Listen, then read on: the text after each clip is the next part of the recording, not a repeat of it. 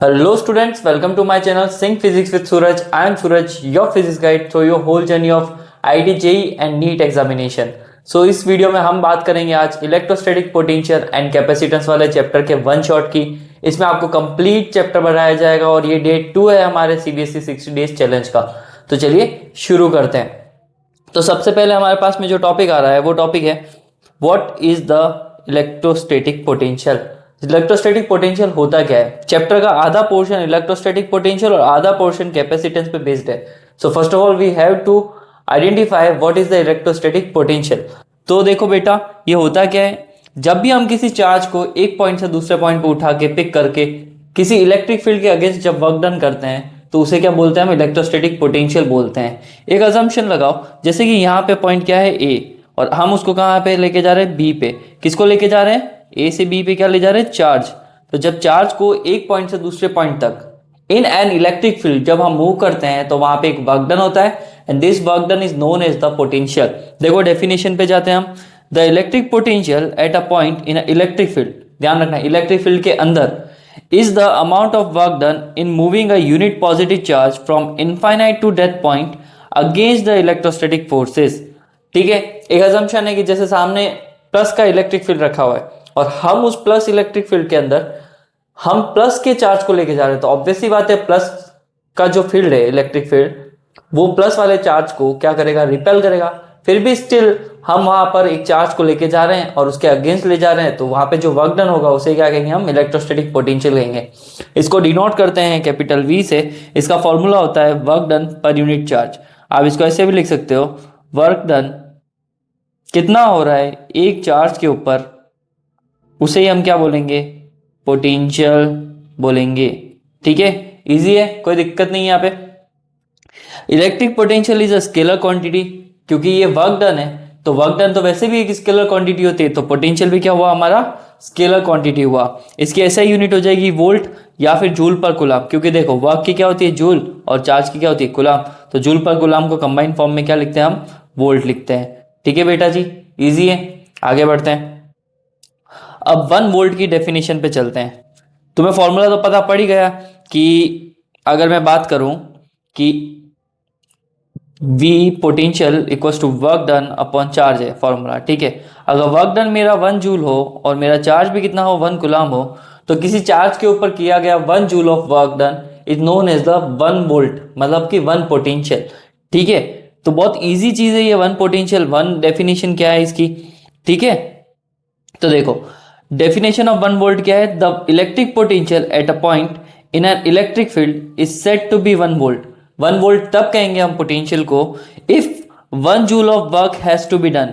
कितना काम करना है? 1 joule of work in a moving a positive charge of 1 coulomb from infinite to that point against the electrostatic field. Potential ही हो रहा है, बस फर्क इतना सा है कि 1 जूल ही वर्क डन हो रहा है और कूलम भी कितना है हमारे पास में? 1 कूलम। ठीक है, तो इसे हम बोलेंगे 1 वोल्ट। फिर आता है बेटा जी आपके पास में potential difference. What is the potential difference?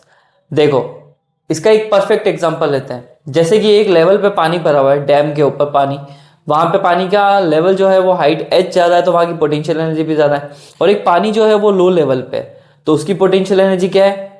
लो है। तो हाइट के अकॉर्डिंग पोटेंशियल एनर्जी वेरी करती है। सिमिलरली हमारा जो पोटेंशियल का डिफरेंस है वो भी वेरी करता है। इसको दूसरे एग्जाम्पल से समझते हैं। जैसे कि मान लो एक पेज ऐड करता हूं, मैं इसको समझाने की कोशिश करता हूं। Add a page. ठीक है, अब देखो मेरे पास में एक पॉइंट है A, मेरे पास में एक पॉइंट है B और मेरे पास में एक पॉइंट है C। ठीक है, ये रहा मेरा टेस्ट चार्ज, और मैं जब इस टेस्ट चार्ज को यहां से यहां तक ले जाऊंगा तो वर्क डन करना पड़ेगा, यहां से यहां तक ले जाऊंगा तो वर्क डन करना पड़ेगा, और यहां से यहां तक ले जाऊंगा तो वर्क डन करना पड़ेगा। तो 3 अलग अलग वर्क डन 3 अलग अलग पाथ से होके जा रहा है, और तीनों चार्जेस के लिए एक ही सिंगल चार्ज के लिए वो वर्क डन। मुझे बताओ यहाँ पे कौन से वाले पॉइंट तक ले जाने के लिए वर्क डन एक्स्ट्रा करना पड़ेगा? ऑब्वियसली बात है वर्क डन या तो डिस्टेंस पे डिपेंड होता है, तो ये प्लस क्यू चार्ज जो हमारा टेस्ट चार्ज है इसको है ना यहाँ तक ले जाने के लिए वर्क डन क्या करना पड़ेगा? एक्स्ट्रा करना पड़ेगा। और ये एक्स्ट्रा वर्क डन यहाँ पे जो ले जा रहे हैं हम उसके सामने क्या है? ज्यादा ही है। WA, ए पॉइंट जो हमारा है बेटा, पॉइंट A जो हमारा है और एक पॉइंट सी जो हमारा है, वर्क डन किस में ज्यादा करना पड़ रहा है, इसमें करना पड़ रहा है जहां पे पॉइंट सी है। तो वर्क डन में डिफरेंस आने की वजह से उनके पोटेंशियल्स में भी क्या होगा, difference. For the different different path may be different different charges हो सकते हैं, चार्ज की वैल्यू भी डिपेंड होता है। अगर आगे इलेक्ट्रिक फील्ड ज्यादा स्ट्रांग है तो हमें उसको चार्ज को उस फील्ड में ले जाने के लिए एक्स्ट्रा वर्क डन करना पड़ेगा। तो चार्ज की नेचर और साथ साथ में डिस्टेंस के अकॉर्डिंग भी हम वर्क डन डिसाइड कर सकते हैं। तो ऑब्वियस सी बात है, तो पोटेंशियल में डिफरेंस आना ही है। चलो इसको मैं एक दूसरे एग्जांपल से समझाता हूं, जो मैंने नोट्स में आपके लिए जो नोट्स बनाया उसमें लिखा हुआ है। बाय द वे आप ये नोट्स मेरे टेलीग्राम चैनल से डाउनलोड कर सकते हैं। मैं वैसे एक ग्रुप बनाने वाला हूँ ब्रॉडकास्ट चैनल, वहां पे आप इसको आराम से डाउनलोड कर सकते हैं जब मैं इनका लिंक भेजूंगा।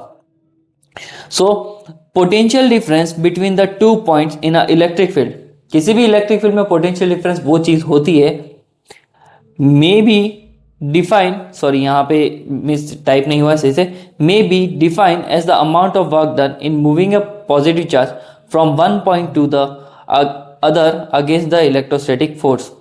ठीक है, ये मेरा टेस्ट चार्ज है, मैं इसको ए से बी तक ले गया, फिर उसी को उठा के कहाँ ले गया, आगे वाले सोर्स चार्ज तक लेके गया, या फिर ऐसा कह लो सोर्स चार्ज को इधर ले गया और फिर सोर्स चार्ज को इधर ले गया। तो ऑब्वियस सी बात है ना बेटा, ए से बी आने में जो वर्क डन हुआ है वी ए, और बी से यहां तक आने में वी बी जो वर्क डन हुआ है, इन दोनों का पोटेंशियल क्या होगा, अलग ही। तो इनका पोटेंशियल का जो डिफरेंस आएगा उसे क्या कहेंगे हम, पोटेंशियल डिफरेंस कहेंगे। तुम खुद सोचो, एक जगह का पोटेंशियल हमारे पास में वी ए दे रखा है, एक जगह पोटेंशियल हमारे पास में वी बी दे रखा है, इन दोनों का जो डिफरेंस आया V B minus V A, वो क्या आएगा, डब्ल्यू ए बी। ठीक है, अब तुम कैसे डिसाइड करोगे कि कब हमें पॉजिटिव वर्क डन चाहिए और कब हमें नेगेटिव वर्क डन चाहिए। तो सीधी सी बात है, देखो अगर तुम हाई पोटेंशियल में से लो पोटेंशियल को माइनस करोगे तो तुम्हारा वर्क डन क्या आएगा, पॉजिटिव ही आएगा बेटा। क्योंकि देखो ना, बड़ी वैल्यू में से छोटी को माइनस करते हैं तो ऑब्वियस सी बात है वर्क डन प्लस में आता है। जैसे कि 5 में से 4 गया तो कितना आएगा, प्लस का 1। बट अगर मैं लो वैल्यू में से, मतलब लो पोटेंशियल में से हाई पोटेंशियल को माइनस करूं तो आंसर किस में आएगा बेटा, नेगेटिव ही आएगा। ठीक है, फिर मैटर नहीं करता है कि तुम डब्ल्यू ए को आगे रखो, डब्ल्यू बी को पीछे रखो, वी ए को आगे रखो, वी बी को पीछे रखो। तुम्हें ये ध्यान रखना है कि हाई पोटेंशियल में से लो जा रहा है तो आपका आंसर पॉजिटिव ही आएगा। तो न्यूमेरिकल करते समय अगर आप हाई में से लो कर रहे हो और आपका आंसर नेगेटिव आ रहा है तो गलत है। ठीक है, मेरी बात समझ रहे हो। और लो में से हाई करोगे तो आंसर किस में आएगा, नेगेटिव में आएगा। सो ये हो गई पोटेंशियल डिफरेंस की गाथा। आई होप आपको समझ में आया होगा कि भाई एक जगह से दूसरी जगह ले जा रहे हैं तो दोनों ही पोटेंशियल का डिफरेंसेस आएंगे, उसको ही हम क्या बोलते हैं, पोटेंशियल डिफरेंस बोलते हैं। फिर आ रहा है आपके पास में electric potential due to a single point charge. ठीक है, एक सिंगल पॉइंट चार्ज से कितना पोटेंशियल क्रिएट हो सकता है, हम उसका क्या निकाल रहे हैं, एक्सप्रेशन निकाल रहे हैं। तो देखो क्या है यहाँ पे, electric potential due to a point charge, consider a positive charge Q placed at a origin O। ठीक है, देखो हमारे पास में एक चार्ज रखा हुआ है, कहाँ रखा हुआ है, यहाँ पे ओरिजिन के अंदर रखा है, O पे रखा हुआ है। ठीक है, अब मेरे पास में एक चार्ज है, कौन सा चार्ज है, Q0। Q0 is our test charge. ठीक है, ये कहां से आया बेटा, इनफाइनाइट से ये चार्ज मूव होते हुए कहाँ आया, ए पे, फिर वो चार्ज ए से कहाँ गया, थोड़ा सा मूव करके बी पे, फिर हमें लेके कहाँ जाना है उसको, पॉइंट पी तक ले जाना है। मेरी बात समझ में आ रही है, वो चार्ज इनफाइनाइट पे रखा था सोर्स चार्ज Q0, वो Q0 मूव होके कहाँ आया, ए पे, फिर वो मूव होके कहाँ आया, बी पे, अब हम कहाँ लेके जाएंगे उसको, पॉइंट पी पे। तो देखो जब टेस्ट चार्ज ए से बी मूव हुआ तो है ना उसकी डिस्टेंस कितनी है, dx, और जब वो इनफाइनाइट पे रखा हुआ था तब तो उसकी डिस्टेंस पता नहीं, लेकिन ए से लेकर हमारा जो ए से लेकर ये सोर्स चार्ज तक जो डिस्टेंस है उसको हमने क्या कंसीडर कर लिया, x। हमें कहां तक लेके जाना है उसको, पॉइंट पी तक, जहां पर पॉइंट पी की डिस्टेंस कितनी दे रखी है, स्मॉल r, और ए से बी तक मूव करते समय हमारी थोड़ी सी डिस्प्लेसमेंट हुई है जिसे हमने क्या नाम दे दिया, dx दे दिया। ठीक है, कोई दिक्कत नहीं है, डायग्राम आ गया होगा समझ में। Suppose a test charge Q0 is placed at a point A at a distance x from O। ठीक है, x पे रखा हुआ है और O से रखा हुआ है। कुलॉम्स लॉ क्या कहता है, कुलॉम्स लॉ कहता है F इक्वल टू K, मतलब 1/4πε0 Q1 Q2 upon R square, x का स्क्वायर। ठीक है, हमारे पास में दोनों चार्जेस क्या है, एक तो है Q0 और एक है हमारे पास में Q। इन दोनों चार्जेस और इनके बीच की दूरी क्या हो गई, x। तो ये लगा दिया हमने coulomb's law, F equal to 1/4πε0 Q Q0 upon x square. तो हमें इसको वहां से वहां तक मूव करने के लिए the small work done in moving a test charge Q naught from A to B. तो ए टू बी मूव करने के लिए हमने डिस्प्लेसमेंट कितना करा, dx करा, और इनके बीच की दूरी कितनी है, x है। तो देखो dw work done equals to force into displacement कितना है, dx। f डॉट dx को रिमूव करेंगे तो हमारे पास बच जाएगा f dx और cos 180। अब ये cos 180 क्यों लगाया, इसलिए लगाया बेटा क्योंकि देखो अपन जा रहे हैं इस तरफ और इसका इलेक्ट्रोस्टैटिक फोर्स लग रहा है इस तरफ, ठीक है। और मूवमेंट और हमारे फोर्स के बीच में एंगल कितना बन रहा है, 180 बन रहा है, क्योंकि देखो ना टेस्ट चार्ज यहां जा रहा है, फोर्स इधर है, दोनों एक दूसरे के अपोजिट है, एंगल कितना 180। तो यहाँ पे आ गया एफ डी एक्स कॉस 180। तो cos 180 की वैल्यू पुट करूंगा तो आंसर आएगा dw, मतलब हमारा वर्क डन जो आएगा वो आएगा माइनस का एफ डी एक्स आएगा। टोटल वर्क डन निकालने के लिए हम क्या करेंगे, उसका इंटीग्रेशन कर लेंगे। तो वर्क डन का इंटीग्रेशन तो हो गया w, और इधर हमारे पास में आ जाएगा माइनस लिमिट कहाँ से आ रहा है वो बेटा, इनफाइनाइट से आ रहा है। कहाँ जा रहा है वो, पॉइंट P पे जा रहा है। तो लिमिट क्या जाए, देखो पॉइंट P की डिस्टेंस कितनी है r, और इनफाइनाइट से लेकर वो कहाँ तक आ रहा है, r तक आ रहा है, ठीक है। तो इसका हमारे पास में लिमिट्स हो जाएगी इनफाइनाइट टू r और फोर्स इंटू डिस्प्लेसमेंट, माइनस का साइन हमारे पास में लगा हुआ ही है, ठीक है। चलो मैं इसको सिंपल से पेज पे करके बता देता हूँ, ब्लैंक पेज पे ज्यादा बेटर रहेगा आप लोगों के लिए। तो ये देखो हमारे पास में जो क्या कहते हैं, हाँ जी वर्क डन। तो वर्क डन क्या आया हमारे पास में, work done equals to integration D W equals to limit कहाँ से आ जाएगी, इनफाइनाइट टू आर आ जाएगी, फोर्स इंटू डिस्प्लेसमेंट हो गया, ठीक है। यहाँ पे फोर्स की वैल्यू डाल देंगे हम, integration infinite to R, force की value 1/4 epsilon naught Q naught upon x square D x. Constant terms बाहर आ जाएगी, माइनस इंटीग्रेशन लग जाएगा, देखो कांस्टेंट टर्म बाहर निकाल देता हूँ, 1/4 एप्सिलॉन नॉट बाहर आ जाएगा, क्यू और क्यू नॉट भी बाहर आ जाएगा, और फिर हमारे पास में इंटीग्रेशन में बचा limit infinite to R 1/x square D X, ठीक है। ये minus 1/4 epsilon naught Q naught, इसका 1/x स्क्वायर का इंटीग्रेशन बेटा क्या होता है, देखो पहले मैं इसको साइड में करके बताता हूँ। एक्स की पावर को क्या लिख सकते हैं, -2, क्योंकि 1 है ना, तो इसको इंटीग्रेशन में हम डाल देंगे आर एक्स की पावर -2 dx, इंटीग्रेशन हो जाएगा -1/4 एप्सिलॉन नॉट क्यू नॉट, और इसका इंटीग्रेशन हो जाएगा एक्स की पावर -2 + 1/-2 + 1, इंटीग्रेशन हो गया, इनफाइनाइट से आर लिमिट लग गई, ठीक है।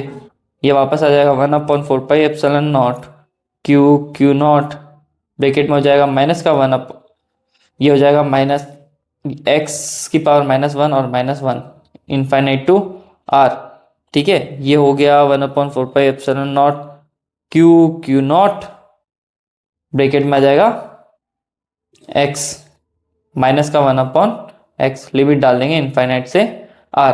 तो बेटा जैसे ही आप यहाँ पे लिमिट डालोगे, इनफाइनाइट की वैल्यू डालोगे तो 1/इनफाइनाइट तो क्या होगा, 0 ही होता है। तो अपर लिमिट डाल देंगे हम, upper limit minus lower limit करेंगे हम, तो क्यू नॉट, तो -1/r, और ये बस इतना ही हो गया, क्योंकि 1/इनफाइनाइट तो 0 होता है।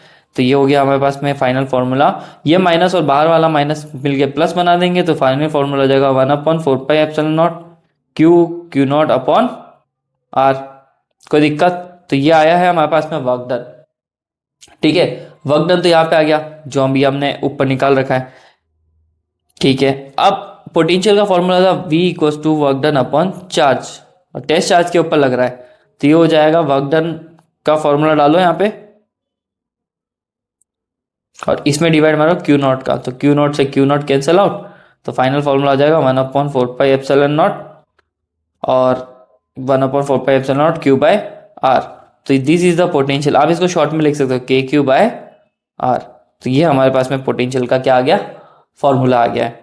आई होप आपको ये समझ में आया होगा, कोई भी डाउट है तो कमेंट सेक्शन में जरूर पूछिएगा। तो ये हमारा आ गया पोटेंशियल। यहाँ पे पोटेंशियल में देख के पता पड़ रहा है कि V is proportional to 1/R, और जब वह 1/R है यहाँ पे, तो ऑब्वियस सी बात है इसका ग्राफ जो है वो डिक्रीज होता हुआ मिलेगा। मैंने यहाँ पे ये जो ग्राफ बना रखा है, इसमें हमारे को पता है कि इलेक्ट्रिक फील्ड का फॉर्मूला होता है KQ/R² और V का फॉर्मूला होता है KQ/R। तो जो KQ/R वाला ग्राफ है जो हमारे पास में है, जिसको मैंने पॉइंट आउट कर रखा है, ये स्लोप गिर रहा है क्योंकि 1/r का ग्राफ है। लेकिन इलेक्ट्रिक फील्ड को देखो, वो ज्यादा तेजी से नीचे गिर रहा है।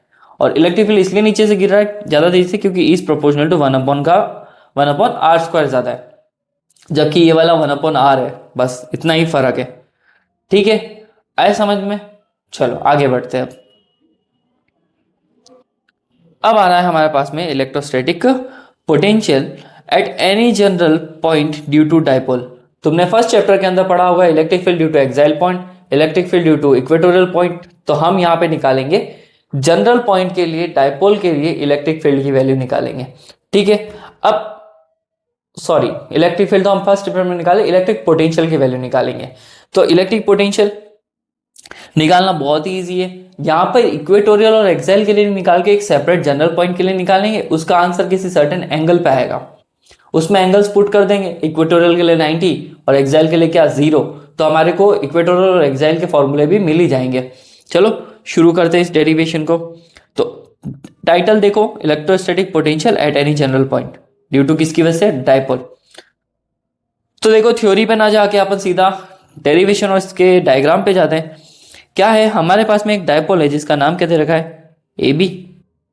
और ये जो डायपोल AB है, इससे इसके सेंटर पे r डिस्टेंस पे हमने क्या ले रखा है? एक पॉइंट P ले रखा है। और इसका इस डायपोल के साथ में जो एंगल बन रहा है वो कितना है? थीटा है। ये ऐसा नहीं कि इक्वेटोरियल पे सीधा रखा है, ऐसा नहीं भी एक्साइल पे रखा है, इसको हमने थीटा एंगल बना के r डिस्टेंस पे एक पॉइंट P रखा हुआ है। और उस पॉइंट P के लिए हमें क्या निकालना है? पोटेंशियल की वैल्यू निकालनी है। ठीक है बेटा, तो ये हो गया हमारे पास में डायपोल AB। और डायपोल अगर AB है तो इसकी डिस्टेंस हो गई 2a, और अगर आधा करूंगा तो ये A हो गया और ये क्या हो गया? A हो गया। ठीक है, पॉइंट A पे हमने रख रखा है माइनस का चार्ज, पॉइंट B पे हमने रख रखा है प्लस Q चार्ज, और पॉइंट A से जो डिस्टेंस पॉइंट P की है उसको दे दिया R1, और पॉइंट B से लेकर पॉइंट P तक की जो डिस्टेंस है उसको क्या दे दिया हमने? R2। और ये हो गया हमारा डायग्राम खत्म।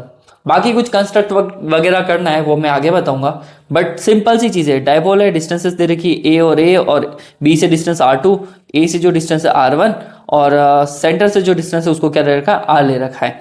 ठीक है, और एंगल जो बना रहा है जनरल पॉइंट के साथ थीटा, दिक्कत नहीं है कोई भी। चलो अब हम कर रहे हैं कंस्ट्रक्ट में हम क्या कर रहे हैं? यहां से हम B से लेकर ये R वाली पॉइंट के ऊपर क्या कर रहे हैं? एक 90 डिग्री परपेंडिकुलर ड्रॉ कर रहे हैं। दिख रहा है डायग्राम में क्या, कहाँ पे परपेंडिकुलर ड्रॉ करा? ये R वाली लाइन के ऊपर हमने BM करके एक परपेंडिकुलर ड्रॉ करा, और फिर हमने R को आगे की तरफ एक्सटेंड करके यहाँ पर AN को भी क्या करा? हमने कंस्ट्रक्ट करा। ठीक है, क्यों? क्योंकि ताकि हम इन रेंज को पता कर सके। तुम्हें एक बात बताता हूँ मैं, सिंपल सी चीज़ है। जब दो लाइंस एक दूसरे के साथ में काफ़ी कम एंगल बना रही है, तो मैं एक लाइन से दूसरी लाइन के ऊपर जब परपेंडिकुलर ड्रॉ करता हूँ तो this both lines are nearly equal, लगभग इक्वल होती है, लेकिन ऐसा नहीं कह सकते कि दोनों इक्वल है। हाँ, जैसे कि एक 5.1 है और एक 5 है, तो हम उस 5.1 को 5 ही ले लेंगे। मेरी बात समझ में आ रही है? जब दो लाइंस एक दूसरे के साथ में काफ़ी कम एंगल बना रही, जैसा मैंने अभी डायग्राम बनाया, तो अगर मैं एक लाइन से दूसरे के ऊपर परपेंडिकुलर ड्रॉ करूं तो वो लाइन है ना क्या होगी? नियरली इक्वल होगी। तुम खुद देख के बता सकते हो। देखो ये दो लाइन है, अब मैं इसके ये दोनों है ना एक दूसरे के साथ कितना कम एंगल बना, मैं इसके ऊपर एक ड्रॉ करूं, बताओ मुझे क्या फर्क है इन दोनों लाइन के अंदर? ज्यादा डिफरेंस है नहीं, तो हम इनको इक्वल पुट कर लेते हैं। चलो आगे बढ़ते हैं।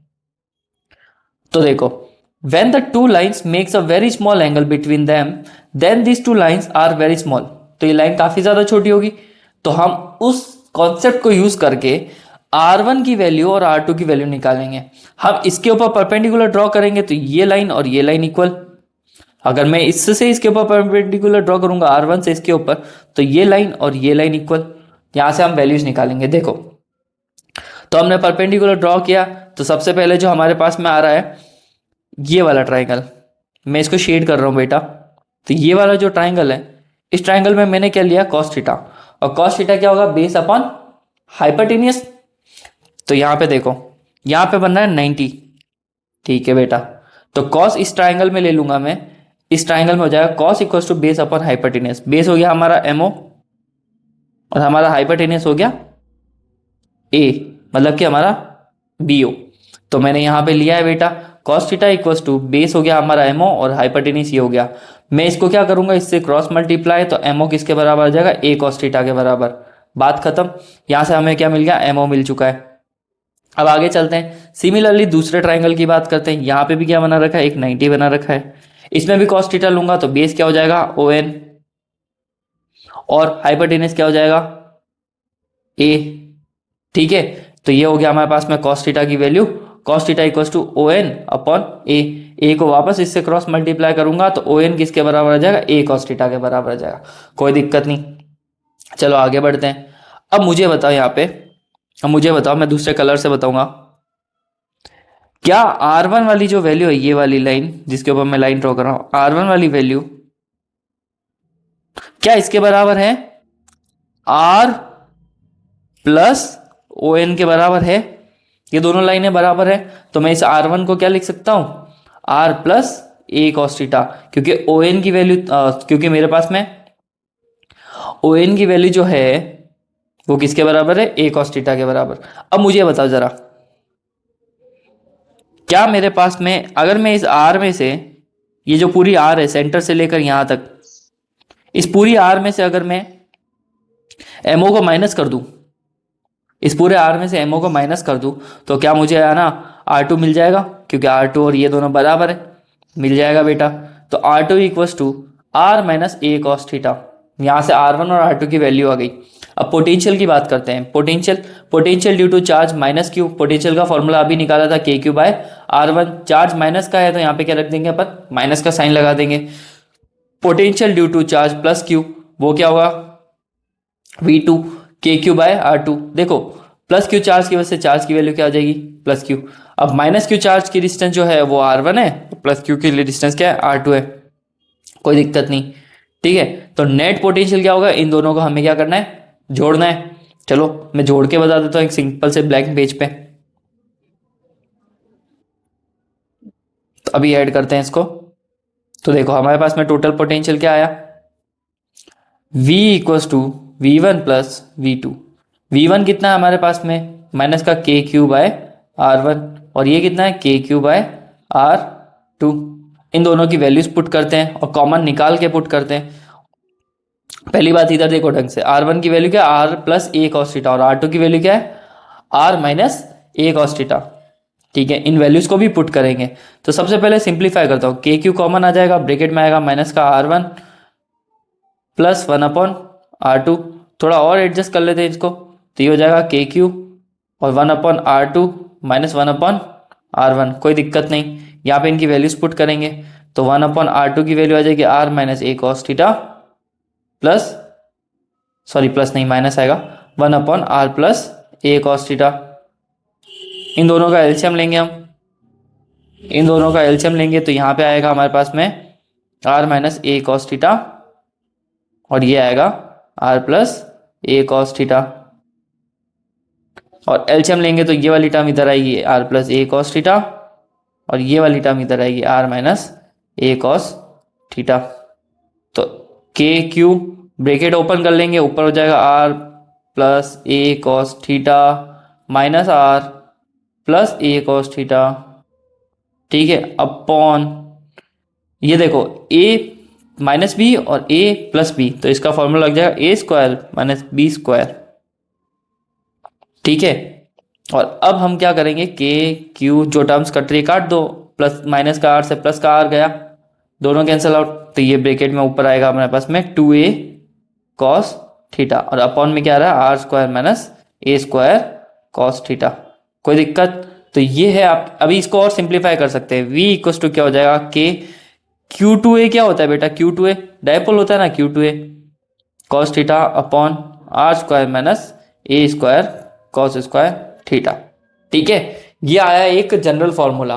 बट अगर मैं यहाँ पे लिखूं कि R जो है वो काफी मतलब पॉइंट P काफी दूर रखा हुआ है और डायपोल हमारा छोटा है, तो A को क्या कर सकते हैं हम, नेग्लेक्ट। तो V इक्वल्स टू के P cos theta upon R square. तो ये आ गया हमारे पास में फाइनल फॉर्मूला। अब मैंने बोला था एक फाइनल फॉर्मूला निकलने के बाद में उसमें एक्साइल और इक्वेटोरियल के लिए अपन क्या करेंगे, वैल्यूज पुट कर देंगे। तो देखो एक्साइल के लिए डिस्टेंस कितनी होगी, एक्साइल पॉइंट के लिए डायपोल ऐसा रखा हुआ है, तो एक्साइल एक्सएल का मतलब वो पॉइंट भी इसी लाइन पे रखा है, तो एंगल कितना बना रहा है, 0 बना रहा है, वो उसी लाइन पे रखा है। तो बट अगर डाइपोल ऐसा है और वो इक्वेटोरियल पे, तो एंगल कितना बना ना, 90। इक्वेटोरियल, इक्वेटोरियल के लिए आ जाएगा थीटा कितना आ जाएगा, 90 डिग्री आ जाएगा। तो देखो इस फॉर्मूला में पुट करते हैं, v इक्वस टू के पी कॉस 0/r²। तो v किसके बराबर आएगा, के पी अपॉन r²। ठीक है, ये आ गया आपका डायपोल का पोटेंशियल। ठीक है, एक्साइल पॉइंट पे। और इधर अगर जैसे ही रखूंगा मैं के पी कॉस 90 डालूंगा मैं जैसे ही बेटा, तो वो अपने पास में क्या आ जाएगा, 0 आ जाएगा। तो इक्वेटोरियल पे पोटेंशियल नहीं मिलता है, आपको ध्यान रखना। एक्सेल पे जो मिलता है उसका फॉर्मूला के पी अपॉन r² होता है। इलेक्ट्रिक फील्ड जैसा नहीं कि दोनों के लिए फॉर्मूला आ जाएगा, यहाँ पे एक के लिए आता है, इसलिए जनरल पॉइंट में करते हैं और हम उसके एंगल्स पुट कर देते हैं। ठीक है, सो ये था आपके डायपोल का formula, electric potential due to dipole. ठीक है, चलो ये कंडीशंस मैंने वैसे भी मेरे नोट्स में लिख रखी है, आप देख सकते हैं, ये तो मैंने ऊपर अभी रफली बताया। ठीक है, अब आता है बेटा जी हमारे लिए electrostatic potential due to a group of charges. ऐसा समझ लो सुपरपोजिशन का प्रिंसिपल है, जो हमने चैप्टर 1 में पढ़ा था। सुपरपोजिशन का प्रिंसिपल क्या कहता है कि किसी एक चार्ज के ऊपर लगने वाला फोर्स उसके आसपास के जितने भी चार्जेस इंडिविजुअली लगा रहे उन सभी फोर्सेस के सम के क्या होता है, इक्वल होता है। सुपरपोजिशन से ही सेम मिलता जुलता है ये। देखो यहाँ पे क्या है, electric potential due to group of charge. Let's assume हमारे पास में एक पॉइंट P रखा हुआ है, इस पॉइंट P से R1 डिस्टेंस पे एक चार्ज Q1, R2 डिस्टेंस पे हमारे पास में एक चार्ज Q2, R3 डिस्टेंस से हमारे पास में एक चार्ज Q3, R4 डिस्टेंस पे हमारे पास में चार्ज Q4 और R5 डिस्टेंस पे हमारे पास में चार्ज Q5। तो ऐसे रखा हुआ है। तो देखो suppose the n point charges Q1, Q2, Q3 dash dash dash n lie at the distances R1, R2, R3, Rn from the point P point से डिफरेंट चार्जेस डिफरेंट डिस्टेंसेस पे रखे हुए हैं। As the electric potential is a scalar quantity, है ना, अभी बताया था ये एक स्केलर क्वांटिटी होती है। So the total potential at the point will be the equal of algebraic sum of all the individual potential. तो इनको सीधा जोड़ सकते हो आप, स्केलर क्वांटिटी तो कोई वेक्टर सम करने की जरूरत नहीं है, इन सबको सीधा ऐड कर सकते हैं हम। और तो ये हमारे पास में फॉर्मूला हो जाएगा v equals to v1 v2 plus v3 dash dash dash dash vn तक। ठीक है, और जैसे आप vn की वैल्यू रखोगे तो यू विल गेट, देखो यहाँ पे लिख देते हैं vn। तो इन सबको जोड़ा, k q1 अपन r1, k q2 अपन r2, k q3 अपन r3 dash dash dash k qn अपन rn। तो ये आ गया पोटेंशियल, और इसका समेशन वाले साइन में हम लिख देंगे v equals to K summation i equals to 1 qi upon ri। तो ये फाइनल फॉर्मूला हो गया ग्रुप ऑफ चार्जेस के लिए। कोई मुश्किल नहीं है, सबको एक साथ जोड़ दो, क्योंकि वेक्टर नहीं है तो एक साथ ऐड हो जाएंगे, वो सीधी सी बात है। ठीक है बेटा, अब आता है हमारे पास में relation between electric field and potential. क्या रिलेशन होता है वो निकालते हैं। ठीक है, ध्यान से समझना, इंपॉर्टेंट है। नोट्स बना रहे हो तो आप इसको इंपॉर्टेंट में कंसीडर करके लिख सकते हो। रिलेशन बिटवीन इलेक्ट्रिक फील्ड और potential. Consider a electric field due to a plus charge located at the origin. ठीक है भाई साहब, देखो यहाँ पे है ना, ओरिजिन पे हमने क्या रखा हुआ है, एक चार्ज। ऑब्वियस सी बात है, प्लस चार्ज है तो इसका इलेक्ट्रिक फील्ड किस डायरेक्शन में होगा, इस तरफ। जो मैंने डायग्राम में दिखा रखा है कि इलेक्ट्रिक फील्ड किस तरफ है, इस डायरेक्शन में। और हम क्या एक टेस्ट चार्ज Q0 को A पॉइंट से लेकर कहां तक लेके जा रहे हैं, B पॉइंट तक। समझ रहे हो मेरी बात, इलेक्ट्रिक फील्ड का डायरेक्शन है किस राइट साइड में, और हम A से B की तरफ लेफ्ट साइड में किसको लेके जा रहे हैं, टेस्ट चार्ज को ले जा रहे हैं। ऑब्वियस सी बात है कि जब हम लेफ्ट साइड में उसके अगेंस्ट ले जाएंगे तो वहां पे हमें कुछ ना कुछ वर्क डन करना पड़ेगा। तो पॉइंट A पे पोटेंशियल कितना था, V। थोड़ी देर बाद में आपने थोड़ी सी डिस्टेंस dr कवर करी है, तो dr कवर करने पे आपका पोटेंशियल भी इंक्रीज हो गया, क्योंकि आपने एक्स्ट्रा काम कर दिया। तो V में नया पोटेंशियल ऐड हो जाएगा, V प्लस डेल V। ठीक है, तो A से B में हमारा वर्क डन बढ़ गया। अब देखो, the external force required to move test charge Q without acceleration. A से B तक मूव करने में जो हमारे पास में एक्सटर्नल फोर्स लगेगा, देखो फोर्स का फॉर्मूला, इलेक्ट्रिक फील्ड का फॉर्मूला क्या होता है बेटा, E equals to force upon charge. तो फोर्स का क्या हो जाएगा, QE। ठीक है, F इक्वल्स टू QE हो गया, लेकिन यहाँ पे माइनस का साइन इंडिकेट कर रहा है कि हम इलेक्ट्रिक फील्ड के अगेंस्ट जा रहे हैं। इलेक्ट्रिक फील्ड जा रहा है राइट साइड, हम जा रहे हैं लेफ्ट साइड। तो फोर्स का फॉर्मूला हो जाएगा माइनस का QE। ठीक है, तो वर्क डन करने के लिए work done to move the test charge from A to B is work done equal to force, और डिस्प्लेसमेंट कितना हो रहा है डायग्राम में देखो, डिस्प्लेसमेंट हो रहा है डी आर। तो ये हो गया हमारे पास में डी आर। अब यहाँ पे फोर्स की वैल्यूज को रख देंगे यहाँ पे, एफ इक्वल टू माइनस का Q naught E d are, equation number 1। कोई दिक्कत नहीं यहाँ तक, चलो आगे बढ़ते हैं। ऑल्सो वी नो दैट कि work potential equals to work done upon charge होता है, तो work done equals to potential into charge कर सकते हैं। तो यहाँ पे हमारे पास में work done equals to potential into charge लिख रखा है, देखो ये लिखा हुआ है चार्ज इंटू पोटेंशियल। ठीक है बेटा, चार्ज की वैल्यू आ गई क्यू नॉट, पोटेंशियल का डिफरेंस हो जाएगा V B minus V A, क्योंकि देखो तुम लोग पोटेंशियल बी पे ज्यादा है ए पे कम है, और मैंने पहले बताया पॉजिटिव आंसर के लिए अपन क्या करेंगे बी माइनस ए कर लेंगे। तो हाई पोटेंशियल कहाँ है, ये रहा, लो कौन सा, ये हाई में से लो करके इनका डिफरेंस निकाल देंगे। तो वी बी की जगह पे आएगा potential V plus D L V, और वी ए की जगह पे जो पोटेंशियल आएगा वो क्या आ जाएगा वी। देखो यहाँ पे कैंसल आउट क्या हो रहा है, वी से वी कैंसल आउट, तो ये आ गया हमारे पास में वर्क डन का formula W equals to Q naught D V. Equation number क्या दे देंगे इसको 2 दे देंगे। नोटिस करने वाली बात है कि इक्वेशन नंबर 1 में भी एक तरफ वर्क डन आ रहा है, इक्वेशन नंबर 2 में भी एक तरफ वर्क डन आ रहा है, तो इनके RHS वाली साइड्स क्या होगी, इक्वल होगी। तो माइनस का क्यू ई डी आर किसके बराबर होगा, क्यू नॉट डी वी के बराबर होगा। तो इन दोनों इक्वेशंस को बराबर पुट करा है यहाँ पे, ये मैंने रखा है minus q naught E d r equal to Q naught D V. अब अपन इनको कैंसल आउट कर देंगे, क्यू नॉट से क्यू नॉट कैंसल आउट, तो इलेक्ट्रिक फील्ड इक्वल टू, और ये माइनस का d r equal to d V आ रहा है, यहाँ से हम इसको डिनोमिनेटर में भेज देंगे, तो electric field equal to minus D V upon D R. तो ये आपका इलेक्ट्रिक फील्ड का रिलेशन है किसके साथ में, इलेक्ट्रिक फील्ड का रिलेशन है किसके साथ में है, पोटेंशियल के साथ में बेटा जी। ठीक है, तो इसको आप ऐसे भी लिख सकते हो equal to minus D V upon D R, या फिर लिखो electric field equal to negative of potential gradient at any point, ये इसके बराबर होगा। जो अब आ रहा है हमारे पास में इलेक्ट्रोस्टैटिक पोटेंशियल एनर्जी, क्या होता है देख लेते हैं। Electrostatic potential energy, the electric potential energy of a system of a point charge, किसी भी पॉइंट चार्ज की वजह से electric potential energy may be defined as the amount of work in assembling the charges at their locations by bringing them in and from infinite, अलग अलग जगहों से infinite से या फिर क्लोज किसी सर्टेन पॉइंट से या फिर किसी सर्टेन डिस्टेंस वाले पॉइंट से हम सभी चार्जेस को लाकर किसी एक ग्रुप में असेंबल करते हैं, और उसको करने के लिए जो वर्क डन रिक्वायर्ड होता है वही वर्क डन किस में कन्वर्ट हो जाता है, पोटेंशियल एनर्जी में। ठीक है, जस्ट सपोज कि हमारे पास में 2 चार्जेस है, उन दोनों चार्जेस को मैं तीसरे चार्ज के पास ला रहा हूँ, 3 ग्रुप चार्जेस बन गए, तो उनका जो ग्रुप बना है ना, उस ग्रुप को बनाने के लिए जो हमारे पास में एनर्जी रिक्वायर्ड होती है उसे पोटेंशियल एनर्जी बोलते हैं। यहाँ पे क्लियरली मेंशन है may be define as the amount of work, sorry यहाँ पे मिसप्रिंट हो गया, amount of work in assembling the charges, सभी चार्जेस को असेंबल करने के लिए at their location by bringing them in, अलग अलग जगह से लाके रखने के लिए।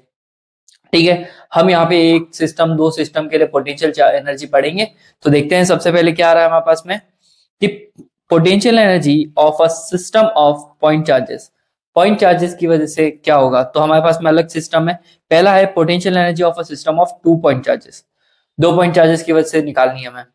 तो we have a charge Q1 और हमारे पास में चार्ज क्या है Q2, और दोनों किस पे रखे हुए हैं, R12 डिस्टेंस पे रखे हुए हैं। पहले चार्ज की डिस्टेंस से लेकर दूसरे चार्ज तक की डिस्टेंस को R12 दिया है, तो इसका नाम भी क्या ले लिया है, distance of charge 2 with respect to 1, ऐसा समझ जाओ, या फिर 1 विद रेस्पेक्ट टू 2। आप जो कहना चाहे कि भाई डिस्टेंस 1 से लेकर 2 तक कितनी दे रखी है, 1 2। मैं एक दूसरा चार्ज जो है अपन Q2 की ही बात करते हैं, इस Q2 को हम कहां से लेके आए थे, इनफाइनाइट से कहां लेके आए, इस डिस्टेंस तक लाने के लिए रखा है हमने इसको। ठीक है, चार्ज पहले इनफाइनाइट पे था, अब कहां पे आ गए Q2 पे, और इनके बीच की डिस्टेंस कितनी होगी, R12। तो देखो अगर यहाँ पे हम बात करें Q1 की, तो पहले वो Q1 से चार्ज जो था वो तो अकेला पड़ा हुआ था, वो रेस्ट पे था, तो उस पे तो कोई वर्क डन हो नहीं रहा है क्योंकि वो किसी के इन्फ्लुएंस में है भी नहीं बिल्कुल। तो Q1 charge it takes no work to bring the first charge Q1 because there is a no field yet to work against, ऐसा कोई फील्ड एग्जिस्ट करता ही नहीं था जब Q1 को लेके आए। तो Q1 को जब लेके आए और फील्ड नहीं है तो ऑब्वियस सी बात है वर्क डन भी क्या होगा, 0। तो W1 इज 0। फिर electric potential due to charge Q1 at a point P2 at a distance R12 from P1 will be. इसका मतलब क्या बेटा, हम Q1 के फील्ड में किसको लेके आ रहे हैं, Q2 को तो लेके आ रहे हैं ना, तो Q2 के लिए क्या हो जाएगा, वो डिस्टेंस हो जाएगी, और वो डिस्टेंस वहां पे वर्क डन और वो सब चीजें वहां पे करी जाएगी। मेरी बात समझ में आ रही है? Q1 जब रखा हुआ था तब तो कोई भी वर्क डन नहीं, क्योंकि वो इलेक्ट्रिक फील्ड था ही नहीं। लेकिन जब Q2 को लेके आए तो Q1 ऑलरेडी एग्जिस्ट कर रहा था वहां पे, और उसके इलेक्ट्रिक फील्ड की वजह से Q2 पे क्या होगा, थोड़ा सा वर्क डन होगा। और ये जो वर्क डन है, ये जो वर्क डन है, इसको निकालने के लिए हमें पहले पोटेंशियल लिखना पड़ेगा। तो Q2 का पोटेंशियल हो जाएगा 1/4πε0 Q1/R12। ठीक है, पोटेंशियल। वर्क डन का फॉर्मूला क्या होता है बेटा, पोटेंशियल इंटू चार्ज। हमारा पोटेंशियल क्या है, V1, और चार्ज कौन सा है, Q2, क्योंकि हमारा वर्क डन Q2 के चार्ज की वजह से हो रहा है, तो पोटेंशियल तो पहले का है, लेकिन चार्ज कौन सा है, दूसरा है। तो इसको रखेंगे हम यहाँ पे V1 और इसकी जगह पे आ जाएगा Q2। ठीक है, Q2 चार्ज को लाए रखा, तो यहाँ पे देखो V1 की वैल्यू डालेंगे 1/4πε0 Q1/R12 मल्टीप्लाई बाय Q2 हो गया ये हमारे पास में, तो ये आया W2। ठीक है, तो ये हमारे पास में अगर W1 0 आया है और बाद में हमारे पास में W2 आया है, तो टोटल वर्क डन क्या होगा, टोटल वर्क डन होगा W1 प्लस W2 के बराबर होगा। तो जब W1 प्लस W2 लिखेंगे तो वो टोटल वर्क डन, और इसको किस में कन्वर्ट हो जाएगा, वो पोटेंशियल एनर्जी में। तो फाइनल आंसर आ जाएगा आपके पास में 1/4πε0 Q1 Q2 अपन R12। तो कभी भी आपको पोटेंशियल एनर्जी का फॉर्मूला करना है तो आप हमेशा सीधा लिखेंगे के यू इक्वल टू के Q1 Q2 अपॉन R। ठीक है, तो ये पोटेंशियल एनर्जी का हमारे पास में फॉर्मूला है बेटा। ठीक है, इसी तरह से हमारे पास में थ्री चार्ज सिस्टम की पोटेंशियल एनर्जी की बात कर लेते हैं। Potential energy of a system of three charges, वही सिस्टम है, देखो Q1 वहीं पे एग्जिस्ट कर रहा था, Q2 को वहां लेके आए, तो उन दोनों के बीच में डिस्टेंस कितनी हो गई, R12।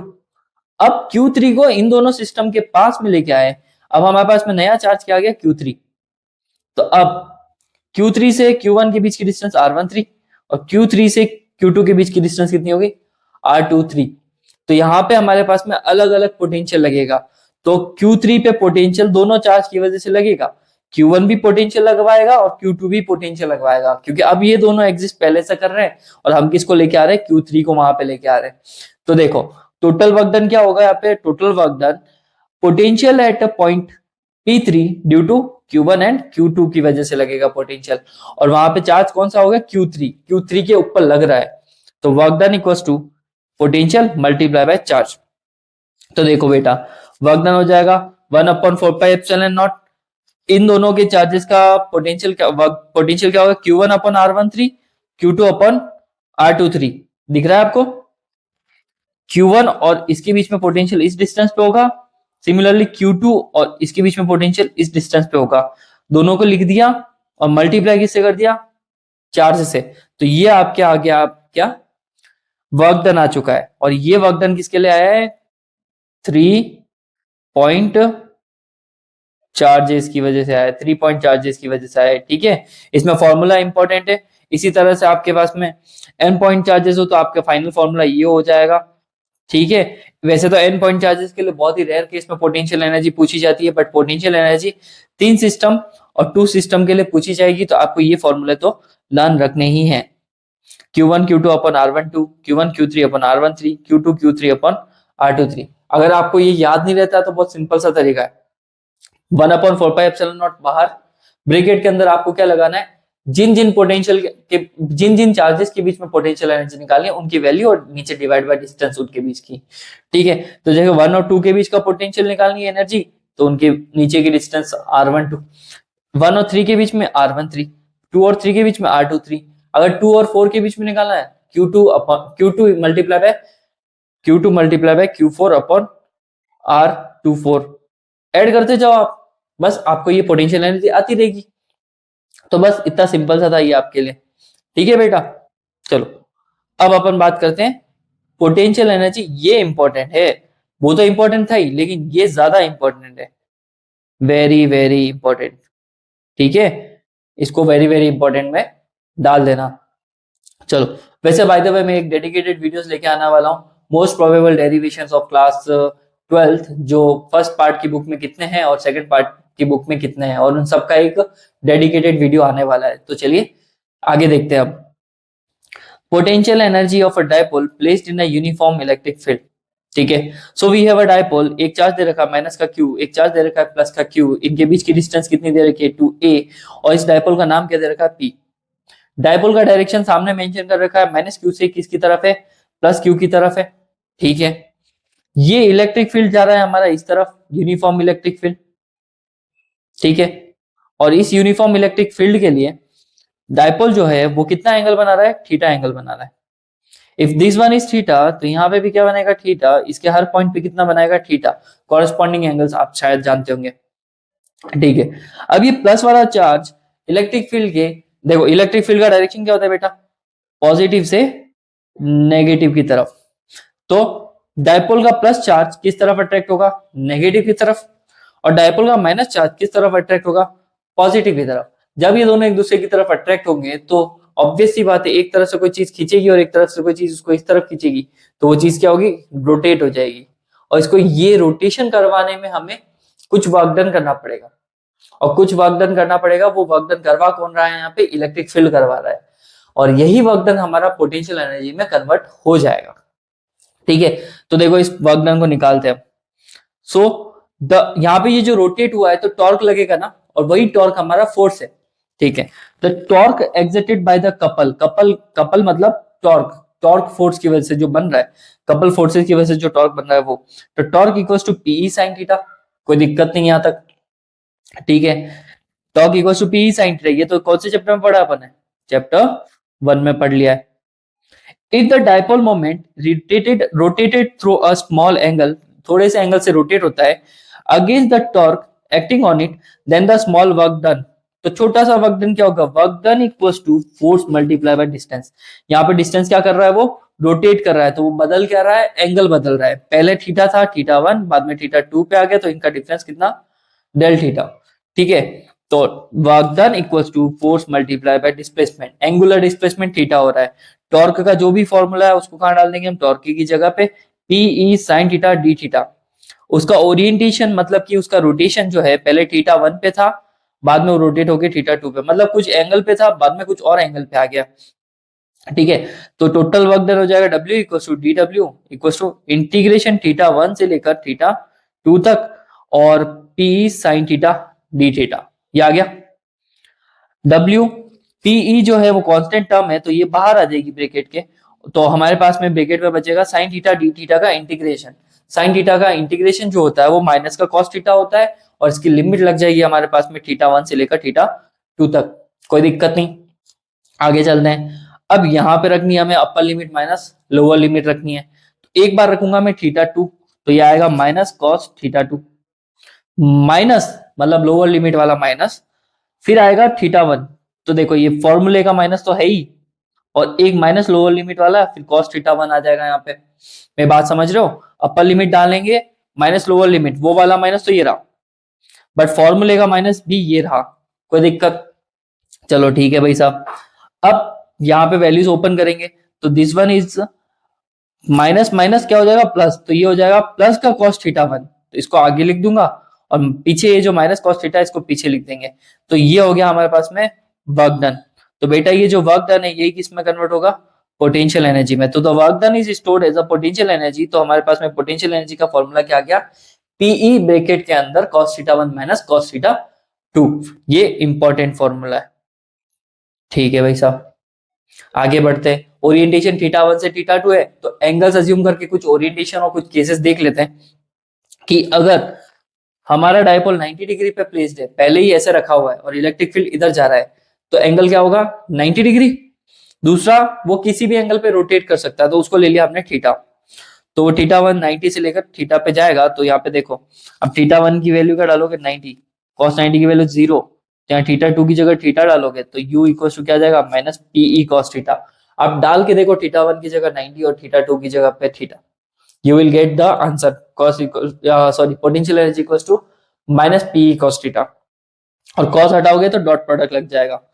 ठीक है, और एक और बात, इंपॉर्टेंट बात है जो पूछी जाती है, स्टेबल इक्विलिब्रियम की कंडीशंस क्या होती है, जब थीटा हमारा जीरो हो, इसका मतलब 90 पे रखा है और रोटेट करके वो जीरो पे आ गया है, तो इस कंडीशन को बोलते हैं स्टेबल इक्विलिब्रियम।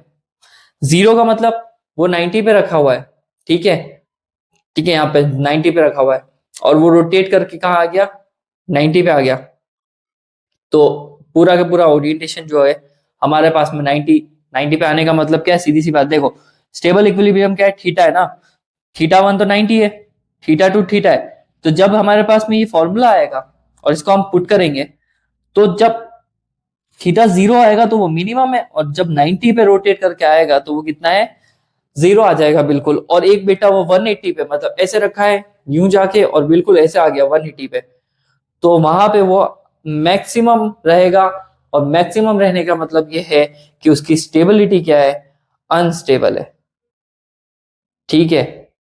तो ये हमारे पास में केस आ गए, 1 2 3 करके हमारे पास में 3 केसेस आ गए। चलो आगे बढ़ते हैं। तो अब बेटा आपके पास में आ रहा है इक्विपोटेंशियल सरफेसेस, और ये बहुत ही सिंपल सा टॉपिक है और बहुत ही प्यारा है। देखो इक्विपोटेंशियल सरफेस क्या होती है, वो कहते हैं ना पुकी पुकी, पुकी टाइप का ये छोटा सा equipotential surfaces, any surface that has the same potential at every point on it is called equipotential surface. ऐसे सरफेसेस, इमेजिनरी सरफेस जहां पर पोटेंशियल की वैल्यू हर जगह पे सेम आ रही है, उस तरह के इमेजिनरी सरफेसेस को हम क्या बोलेंगे, इक्विपोटेंशियल सरफेस बोलेंगे।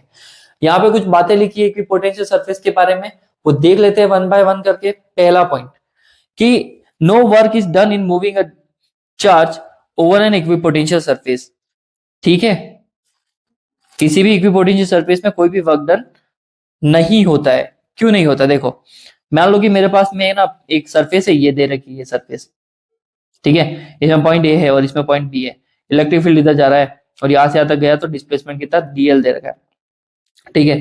पोटेंशियल वर्क डन का फॉर्मूला क्या होता है, चार्ज इंटू पोटेंशियल डिफरेंस, ठीक है।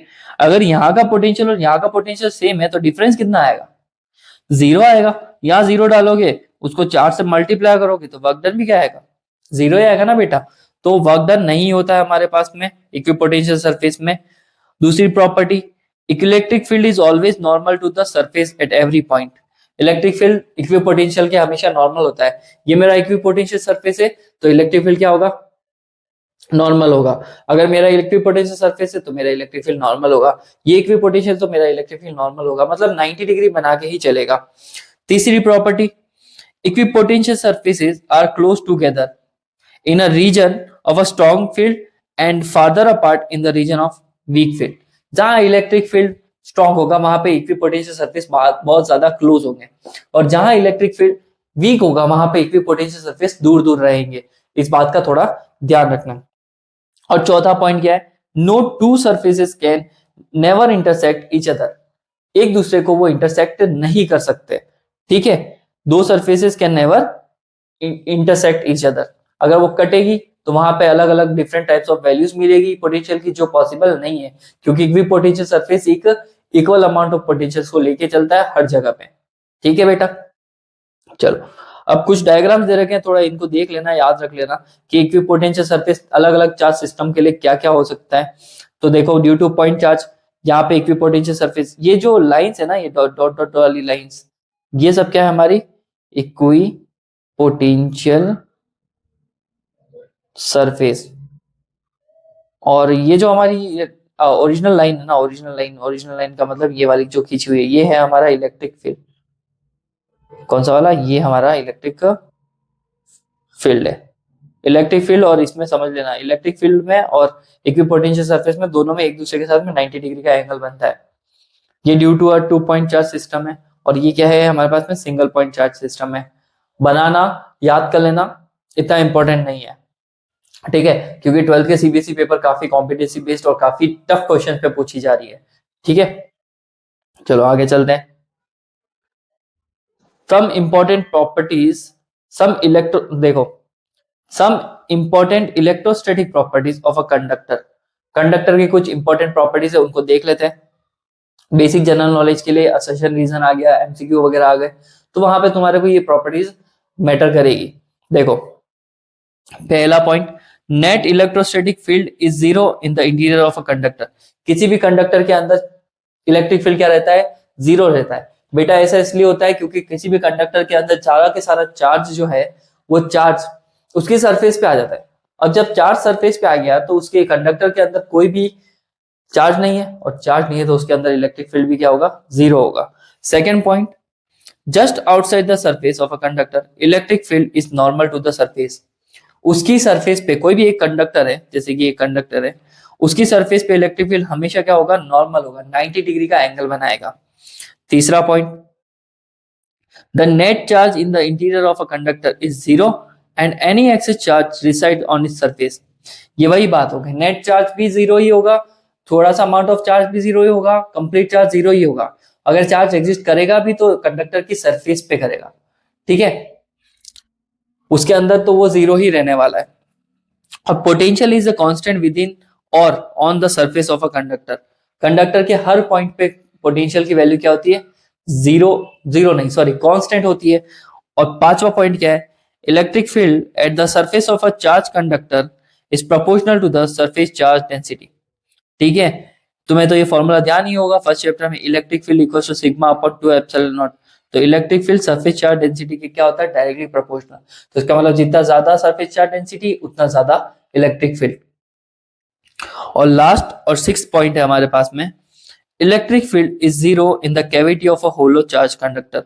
कोई भी कंडक्टर अगर थिक है, जैसे कि एक सॉलिड स्फेयर ले लो, उसको खाली कर दो, खोखला कर दो, ठीक है, उसकी थिकनेस रख दो थोड़ी बहुत, तो उस कैविटी के जो अंदर से खाली करा उसका मटेरियल हमने बाहर निकाला, उस कैविटी के अंदर से जब खाली खाली जगह बच जाएगी तो वहां पे कोई चार्ज एग्जिस्ट नहीं करेगा।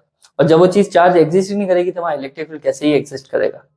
आई होप आप समझ रहे हो मैं कहना क्या चाह रहा हूँ, ठीक है। तो ये बात हो गई हमारे पास में इलेक्ट्रिक फील्ड की प्रॉपर्टी, थोड़ी बहुत प्रॉपर्टीज है, किसके लिए है, कंडक्टर के लिए। ठीक है बेटा जी, चलो आगे बढ़ते हैं। आ रहा है इलेक्ट्रोस्टैटिक शील्डिंग। इलेक्ट्रोस्टैटिक शील्डिंग क्या है बेटा, इलेक्ट्रोस्टैटिक शील्डिंग होती है the phenomena of making a region free from any electric field. ऐसे किसी भी रीजन को इलेक्ट्रिक फील्ड से फ्री करने के लिए is called electrostatic shielding. Sorry यहाँ पे टाइपिंग मिस्टेक ज्यादा हो गई इसमें, यहाँ जाएगा स्टैटिक। क्या है, the phenomena of making a region, ऐसा रीजन जो free from any electric field is called electrostatic shielding. ठीक है, किसी रीजन को इलेक्ट्रिक फील्ड से फ्री करना है हमें। It is based on the fact that electric field vanishes inside the cavity of hollow conductor. किसी भी कंडक्टर के अंदर की तरफ हमारे पास में ना चार्ज रिसाइड करता ही नहीं है, और जब चार्ज रिसाइड करेगा ही नहीं तो तुम मुझे बताओ कि कैसे उसके अंदर इलेक्ट्रिक फील्ड आएगा, बताओ। जैसे ये मान लो कि ये कोई इंसान खड़ा है, ठीक है, और इस इंसान को हमें क्या करना है, इलेक्ट्रिक फील्ड से फ्री करना है। तो मैं इसके चारों तरफ क्या कर दूंगा, एक कंडक्टर की शील्ड बना दूंगा। और कंडक्टर की जब शील्ड बना दूंगा तो वो शील्ड क्या करेगी, होलो कंडक्टर का काम करेगी, होलो कंडक्टर का काम करेगी। और होलो कंडक्टर में होता है क्या, अंदर की तरफ नो चार्ज। तो जितनी भी इलेक्ट्रिसिटी चार्ज वगैरह गिरना है तो वो कहाँ गिरेगी, सरफेस पे। और सरफेस पे गिरेगी तो इसकी वजह से वो अंदर वाले आदमी को ना तो झटका लगेगा, ना कोई चार्ज उसके ऊपर आएगा, कुछ भी फील नहीं होगा। इस प्रोसेस को इलेक्ट्रोस्टैटिक शील्डिंग बोलते हैं। इसका बेस्ट एग्जांपल है तुम्हारी कार। अगर बारिश के मौसम में बिजली वगैरह गिर रही है और तो आप उस कार के अंदर ही रहिए, क्योंकि क्या होता है, आपकी कार एक पूरा एक होलो कंडक्टर है, तो अगर बिजली गिरी भी है तो उस कंडक्टर के ऊपर से होती हुई टायर्स के थ्रू होते हुए कहाँ चली जाएगी, ग्राउंड में चली जाएगी। ठीक है, वो एक्सेस अमाउंट ऑफ चार्ज भी ग्राउंड में चला जाएगा, आपको झटका नहीं लगेगा। बट अगर आप ट्री के नीचे खड़े हो तो आपको बचाने वाला फिर कोई भी नहीं है वहां पे। तो इसको बोलते हैं इलेक्ट्रोस्टैटिक शील्डिंग। ठीक है बेटा, चलो आगे बढ़ते हैं। अब यहां से आपका आ रहा है चैप्टर का सेकंड पार्ट। चैप्टर का पहला पार्ट जो था पूरा पोटेंशियल पे बेस्ड था। अब जो सेकंड पार्ट आ रहा है वो हमारा पूरा का पूरा किस पे बेस्ड है, कैपेसिटेंस पे, कैपेसिटर्स पे बेस्ड है। ठीक है, और दोनों ही पार्ट बहुत ही इंपॉर्टेंट है। चलो अब आ रहा है electric capacitance of a conductor. Conductor का कैपेसिटेंस क्या होता है, देखो, when a charge Q is put on a insulated conductor. किसी कंडक्टर के ऊपर जब अपन चार्ज डालते हैं और कंडक्टर कैसा इंसुलेटेड है, मतलब वो किसी और से प्रोटेक्टेड है, बट कंडक्टर कंडक्टर ही होता है। It's potential increases proportionally by the amount V। तो आप किसी कंडक्टर को चार्ज दोगे तो उसका पोटेंशियल भी क्या होगा, V टाइम्स इंक्रीज हो जाएगा। तो कह सकते हो कि Q is directly proportional to the potential for a case of conductor. और प्रोपोर्शनलिटी का साइन हटाओगे तो C लगेगा, एक कांस्टेंट लगेगा, and this constant is known as the capacitance. ठीक है, कैपेसिटर और कैपेसिटेंस में फर्क है। Q is proportional to V होने के बाद में जो कांस्टेंट आया, ये कांस्टेंट की एक वैल्यू आती है, उसे हम क्या कहते हैं, कैपेसिटेंस बोलते हैं। इसकी डेफिनेशन भी बता देता हूं मैं आपको कि कैपेसिटेंस और कैपेसिटर में क्या फर्क है। देखो, capacitance capacitance of a conductor may be defined as the charge required to increase the potential of a conductor by a unit amount। जैसे कि कोई कंडक्टर है, ठीक है बेटा, जैसे कि मेरे पास में एक कंडक्टर है और मुझे इसका क्या बढ़ाना है, पोटेंशियल। तो चार्ज का वो अमाउंट मैं दूंगा, किसको दूंगा, कंडक्टर को दूंगा, जिससे उसका क्या बढ़ जाएगा, पोटेंशियल बढ़ जाएगा। तो चार्ज प्रोपोर्शनल हो जाएगा V के, तो चार्ज इक्वल्स टू CV। और ये जो C आया है इसे हम क्या बोलेंगे, कैपेसिटेंस। या फिर इसको दूसरे तरीके से भी डिफाइन कर सकते हो तुम लोग कि capacitance of a conductor is a measure of its capacity to hold a large amount of charge without running a high potential. किसी कंडक्टर की वो कैपेबिलिटी जहां पे कंडक्टर कितना चार्ज स्टोर कर पाएगा या नहीं कर पाएगा, उसे क्या बोलेंगे हम, कैपेसिटेंस बोलेंगे। उस एबिलिटी को कैपेसिटेंस बोलेंगे। ठीक है, ये कुछ फैक्टर्स पे डिपेंड होता है। It depends on the following factors, size and the shape of conductor, conductor के साइज और शेप पे डिपेंड होता है। नेचर ऑफ सराउंडिंग मीडियम, किसी सराउंडिंग मीडियम के नेचर पे डिपेंड होता है, आसपास में हवा है, पानी है, क्या है उस मीडियम पे। Presence of the other conductor in the neighbourhood, आसपास में कोई और कंडक्टर तो नहीं रखा हुआ है, अगर आप इस कंडक्टर को चार्ज दे रहे हो तो इसका चार्ज उस पे ना चला जाए। तो उनके नेचर, आसपास के सराउंडिंग और उसके साथ साथ में शेप और साइज पे भी डिपेंड होता है। ठीक है, फैक्टर्स याद रखना आप, सारे के सारे इंपॉर्टेंट है। फिर आता है हमारे पास में एसआई यूनिट। कैपेसिटेंस की एसआई यूनिट क्या होती है, बाय द वे मैं बता दूं, कैपेसिटेंस की एसआई यूनिट होती है फैराड, 1 फैराड होती है। इसको निकालना बहुत ही ईजी है, तुम्हें अभी पता पड़ा होगा कि Q है ना, हमारे पास में क्या आता है, CV आता है, तो C इक्वल टू क्या आएगा, Q बाय V। अगर चार्ज को रख दो 1 गुलाम और वोल्टेज अप्लाई करूं 1V, तो इस कंडीशन में कैपेसिटेंस की जो वैल्यू होती है उसे हम क्या बोलते हैं, 1 फेराड बोलते हैं। ठीक है बेटा, 1 फेराड क्या होता है, जब किसी कंडक्टर के ऊपर 1 कूलम ऑफ चार्ज देके उसका पोटेंशियल 1 वोल्ट इंक्रीज कर दे तो उसके अंदर जो कैपेसिटेंस है वो कितना है, 1 फेराड है। पढ़ते हैं definition. The capacitance of a conductor is 1 farad if the addition of charge of 1 coulomb to the increase its potential by 1 volt। ठीक है, इसका डायमेंशन याद रखना, m-1 l-2 t4 a2। तो this is the dimension of capacitance. चलो आगे चल रहे हैं। ये एक छोटा सा डेरिवेशन है जो आपके लिए इंपॉर्टेंट है, इसको इंपॉर्टेंट लगा देना। अभी तुमने नोटिस करा मैं हर एक चीज के लिए इंपॉर्टेंट नहीं बोल रहा हूँ, कुछ एक चीजों के लिए ही बोल रहा हूँ। ठीक है, फिर एंड में आप कहते हो सर इंपॉर्टेंट ये दे दो, इंपॉर्टेंट वो दे दो, वो तो हम प्रोवाइड करवा ही देंगे, बट स्टिल बता रहा हूं मैं आपको। ठीक है, चलो कैपेसिटेंस की बात करते हैं। Capacitance of an insulated isolated spherical conductor, किसी भी कंडक्टर के लिए हमें क्या निकालना है, कैपेसिटेंस की वैल्यू निकालनी है। शॉर्ट में बोलू ना तो उसका एक्सप्रेशन निकालना है। मेरे पास एक कंडक्टर है, इसकी रेडियस दे रखी है कैपिटल आर, सेंटर ओ से उसकी रेडियस आर के ऊपर जो सरफेसेस बनी हुई है, इस सरफेस पे अलग अलग पॉइंट पे बहुत सारे चार्ज डिस्ट्रीब्यूटेड है। कह लो यूनिफॉर्म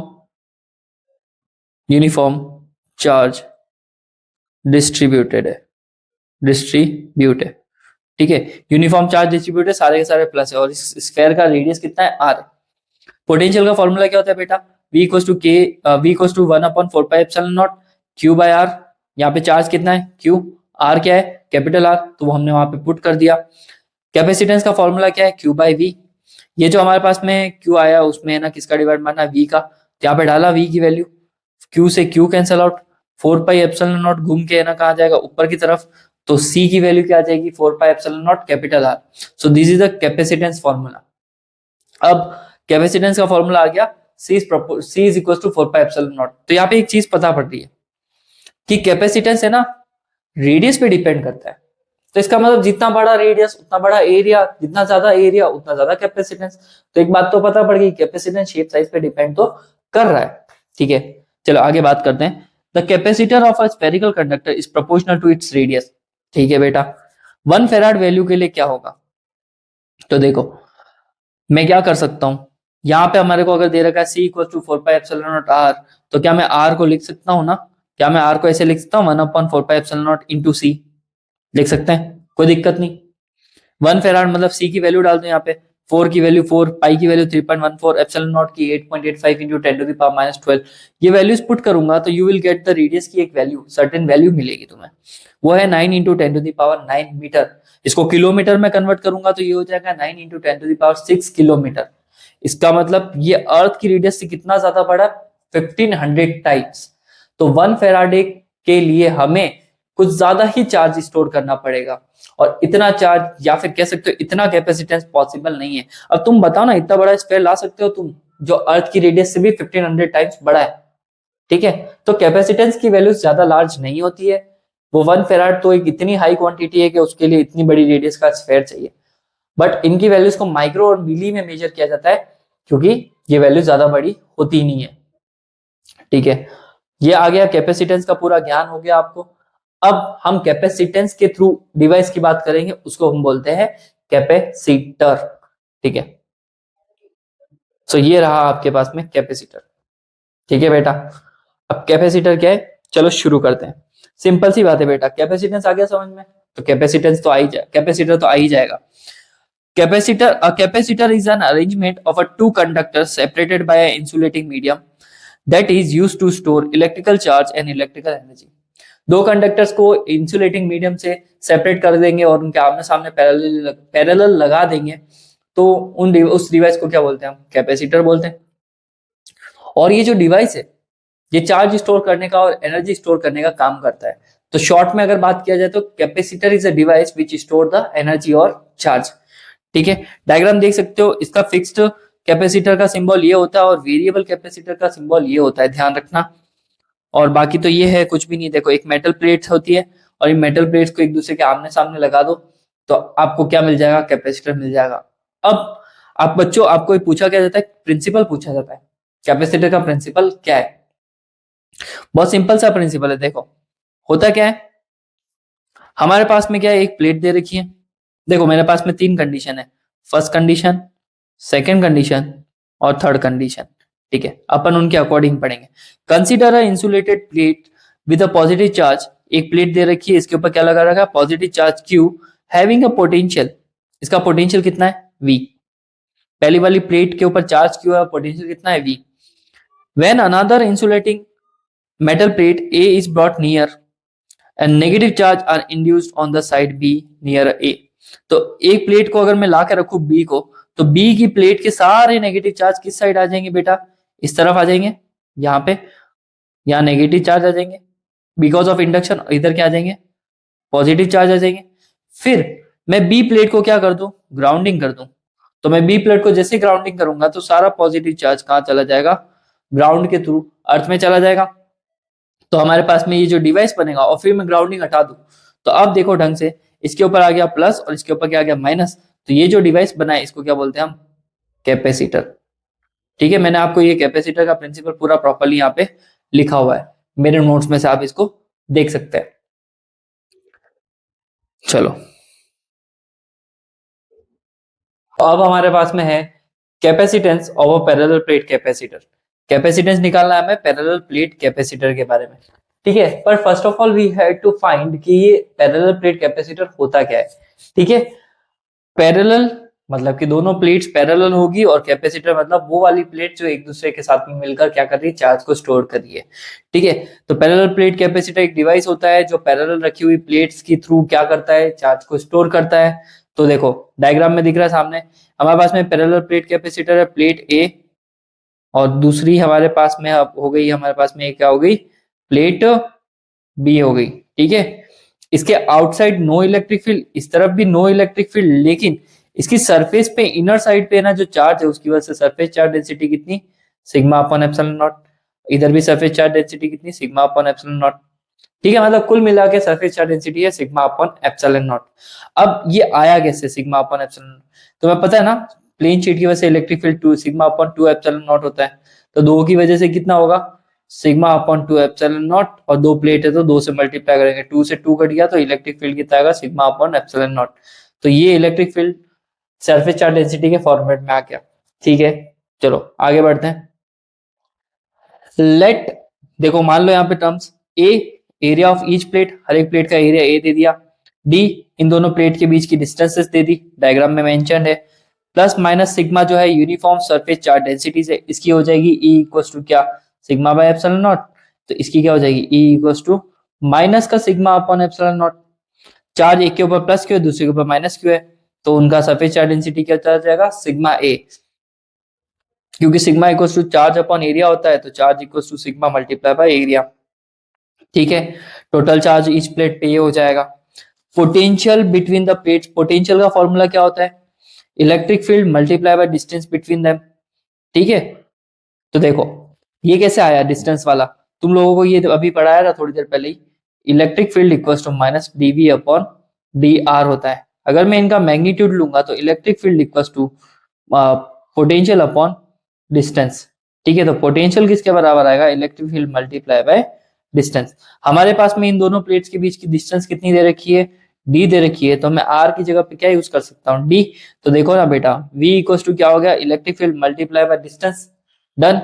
यहाँ पे इलेक्ट्रिक फील्ड का फॉर्मूला जो सिग्मा अपॉन एप्सिलॉन नॉट है उसको पुट करा है यहाँ पे, तो potential equals to sigma upon epsilon naught multiply by distance. और कैपेसिटेंस का फॉर्मूला तो आपको पता ही है, चार्ज अपॉन पोटेंशियल।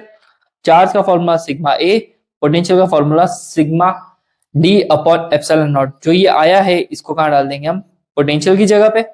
ये जो वैल्यू है ना sigma upon epsilon not into D, इसको पोटेंशियल की जगह पे, और चार्ज की जगह पे क्या डाल देंगे, सिग्मा ए डाल देंगे। तो यहाँ से कैपेसिटेंस आ जाएगा, और जो टर्म्स कैंसिल आउट है काट दो, तो सिग्मा से सिग्मा कैंसिल आउट, और एप्सिलॉन नॉट घूम के ऊपर आ जाएगा यहाँ से ऊपर की तरफ, तो ये हो जाएगा C equal to A epsilon naught upon D. तो ये कैपेसिटेंस है पैरेलल प्लेट्स का। ठीक है, और पैरेलल प्लेट्स का कैपेसिटेंस है, और इस डिवाइस को पैरेलल प्लेट कैपेसिटर बोलते हैं। यहां से दो चीजें पता पड़ रही है, पहला कैपेसिटेंस डिपेंड है एरिया पे डायरेक्टली, मतलब एरिया बढ़ाओ प्लेट्स का तुम कैपेसिटेंस बढ़ा सकते हो। दूसरा capacitance is inversely proportional to 1 upon D, मतलब कि डिस्टेंस बढ़ाओ आप कैपेसिटेंस घट जाएगा। और दूसरा परमिटिविटी के क्या होता है, डायरेक्टली प्रोपोर्शनल होता है। तो मीडियम पे भी ये क्या करता है, मीडियम पे भी क्या करता है, ये डिपेंड रहता है। ठीक है, मीडियम पे भी डिपेंड रहता है। ठीक है, आगे बढ़े, चलो अब हमारे पास में आ रहा है सीरीज कॉम्बिनेशन और पैरेलल कॉम्बिनेशन ऑफ कैपेसिटर्स। ठीक है, तुमने रेजिस्टेंस के बारे में तो पढ़ा ही होगा 10th क्लास में, 1 upon R1 plus 1 upon R2 parallel में, और R1 R2 R3 इन सबको सीधा जोड़ो तो सीरीज में। यहाँ पे भी निकलेगा, बट यहाँ पे थोड़ा सा कैच है, अभी बताता हूँ क्या है। हमारे पास में एक पैरेलल प्लेट कैपेसिटर दे रखा C1, दूसरा दे रखा C2, तीसरा दे रखा C3। इसके ऊपर चार्ज है प्लस क्यू माइनस क्यू, इसके ऊपर भी चार्ज है plus Q minus Q, plus Q और माइनस क्यू। जो यहाँ पे बैटरी लगा रखी है उसका पोटेंशियल है V, और जैसे ही पोटेंशियल आगे बढ़ेगा तो यहाँ पे चार्ज स्टोर होगा, फिर थोड़ा चार्ज यहाँ पे भी स्टोर होगा, चार्ज यहाँ पे भी स्टोर होगा, फिर वो चार्ज आगे जाके वापस यहाँ मिल जाएगा। चार्ज की वैल्यू सबके लिए सेम है, क्योंकि प्लेट्स का एरिया सबका सेम है, प्लेट्स के बीच की डिस्टेंस सबकी सेम है, तो चार्ज इनके ऊपर जो स्टोर हो रहा है वो सेम है। बट पोटेंशियल इसका हो जाएगा V1, क्योंकि यहाँ तक वर्क डन एक्स्ट्रा, यहाँ तक वर्क डन करना पड़ेगा तो V1, यहाँ तक करेंगे तो एक्स्ट्रा वर्क डन V2, और एक्स्ट्रा वर्क डन करेंगे तो V3। ऐसे जैसे वर्क डन करते करते तो पोटेंशियल भी क्या होगा, चेंज होता रहेगा।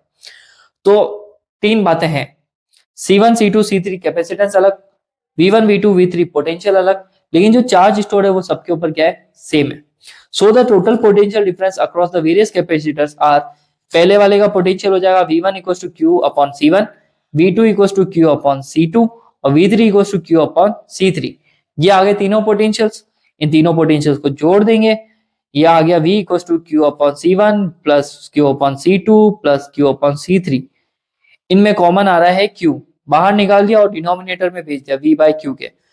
लेट्स अज्यूम के हमारे पास में जो V बाय Q आया है, इसको सोचते हैं हम, if the CS is the equivalent capacitance of series combination, तो CS इक्विवेलेंट ले लिया चार्ज अपॉन पोटेंशियल, अगर मैं इसको उल्टा करूंगा तो V अपॉन Q हो गया।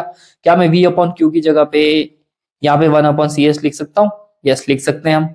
ठीक है, CS क्या है, कैपेसिटेंस है सीरीज कॉम्बिनेशन का, जो है चार्ज अपॉन वोल्टेज। मैं इसको इन्वर्स करूंगा तो 1 अपॉन C आ जाएगा। क्या मैं V अपॉन Q की जगह पे 1 अपॉन C पुट कर सकता हूँ, तो यस कर सकते हैं हम पुट। तो यहाँ पे V अपॉन Q की जगह 1 अपॉन C, तो ये आ गया आपके पास में सीरीज कॉम्बिनेशन। और ये अगर n टाइम्स हो जाएंगे तो आप कर लेना इनको 1/cs equals to 1/c1 plus 1/c2 plus 1/c3 plus dash dash dash dash 1/cn। तो ये आ गया आपके पास में पैरेलल का फॉर्मूला। कैपेसिटेंस जो है रेजिस्टेंस का बिल्कुल उल्टा आते हैं। रेजिस्टेंस पैरेलल में 1/r 1/r2 होता है, जबकि यहाँ पर ये 1/c प्लस 1/c2 ये है सीरीज में। ठीक है, थोड़ा इस बात का ध्यान रखना।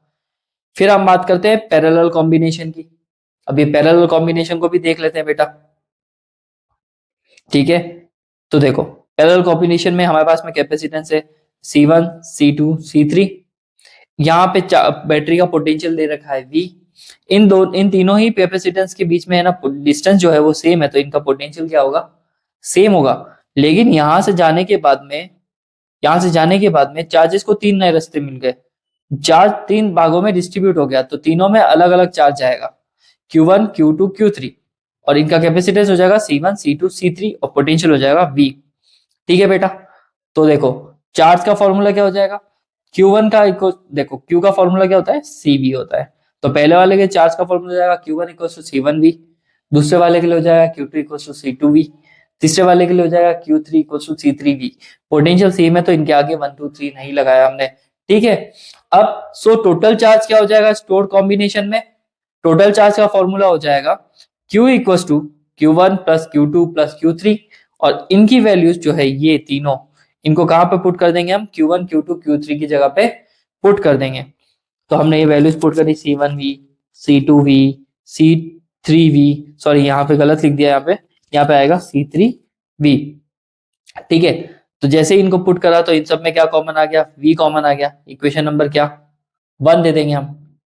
ठीक है, if Cp is the equivalent capacitance of a parallel combination, तो charge equals to Cp multiply by V आएगा।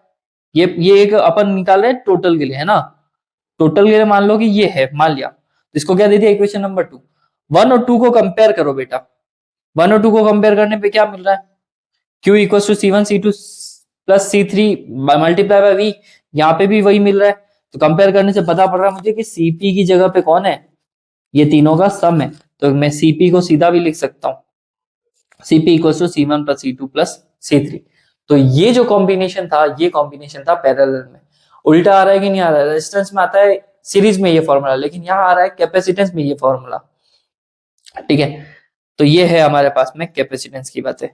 चलो आगे बढ़ते हैं। अब हम निकाल रहे हैं एनर्जी स्टोर्ड। देखो expression for energy stored in a capacitor. Capacitor में कितनी एनर्जी होती है उसको हम एक्सप्रेस करने की कोशिश करते हैं।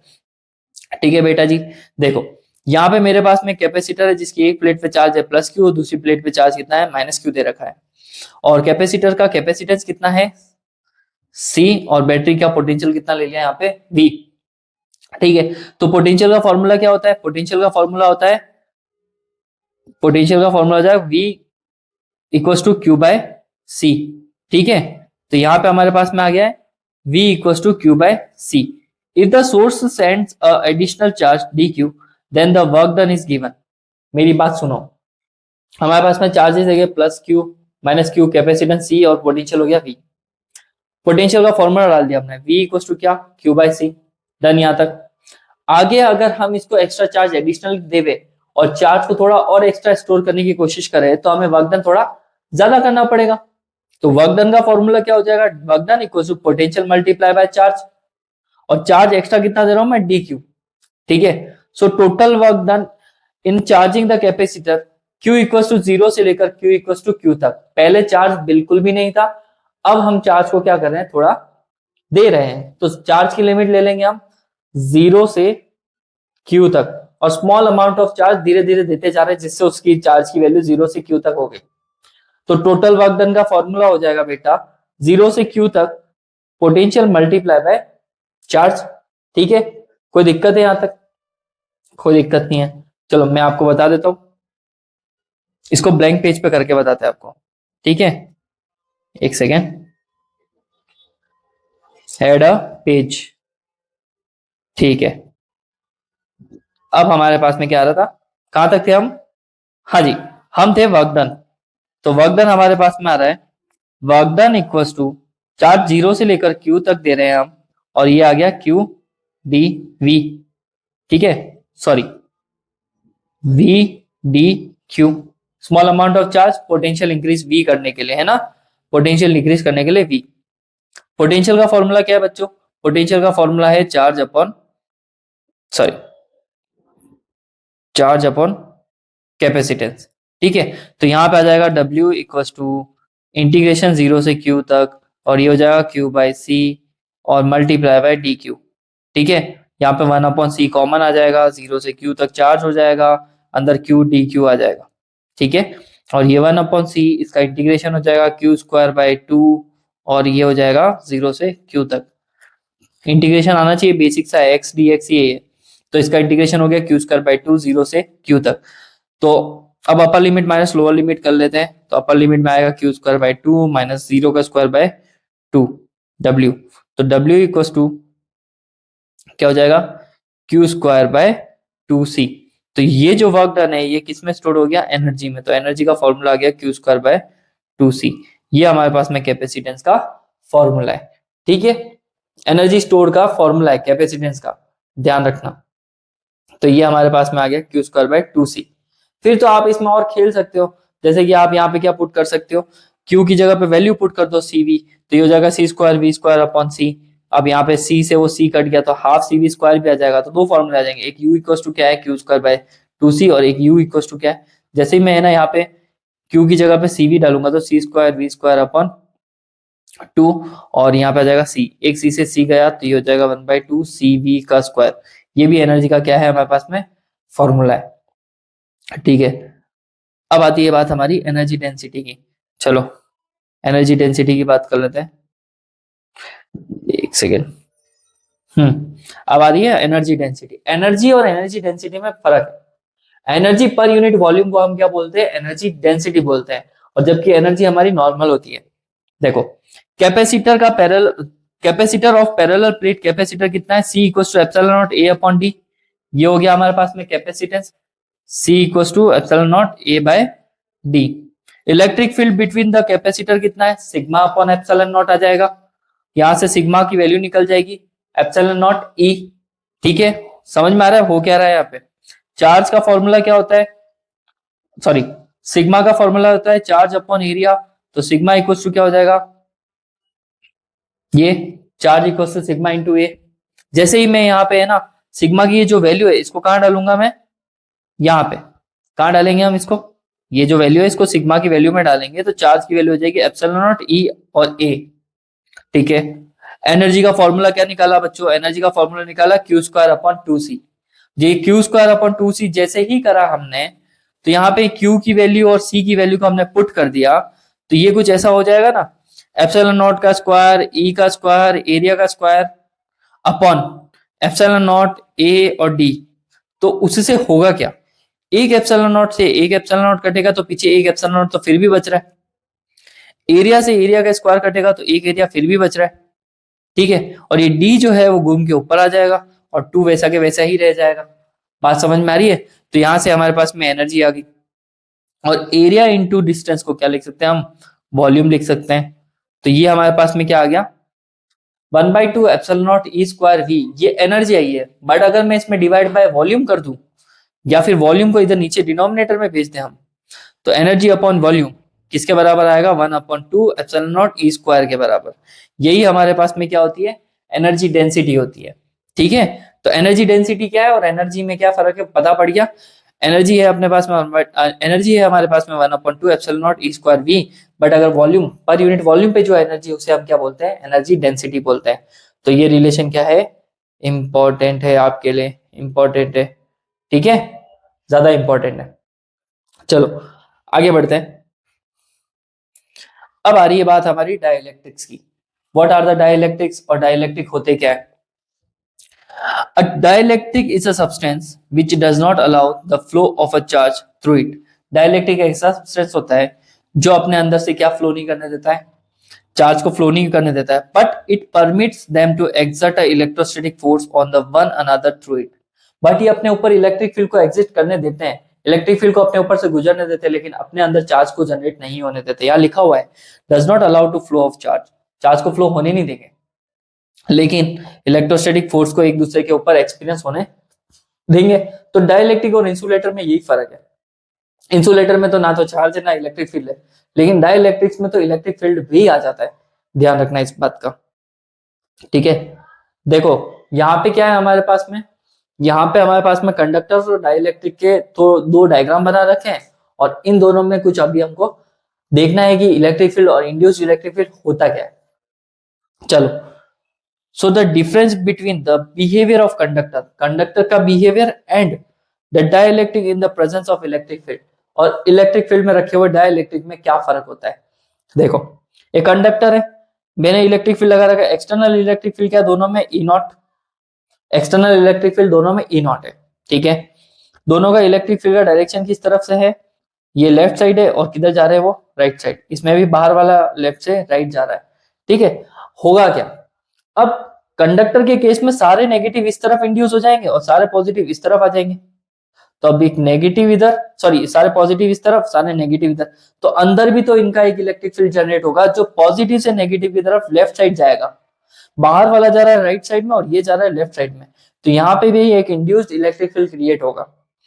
ऐसा के ऐसा काम कौन करता है, डाइलेक्ट्रिक भी कर रहे हैं।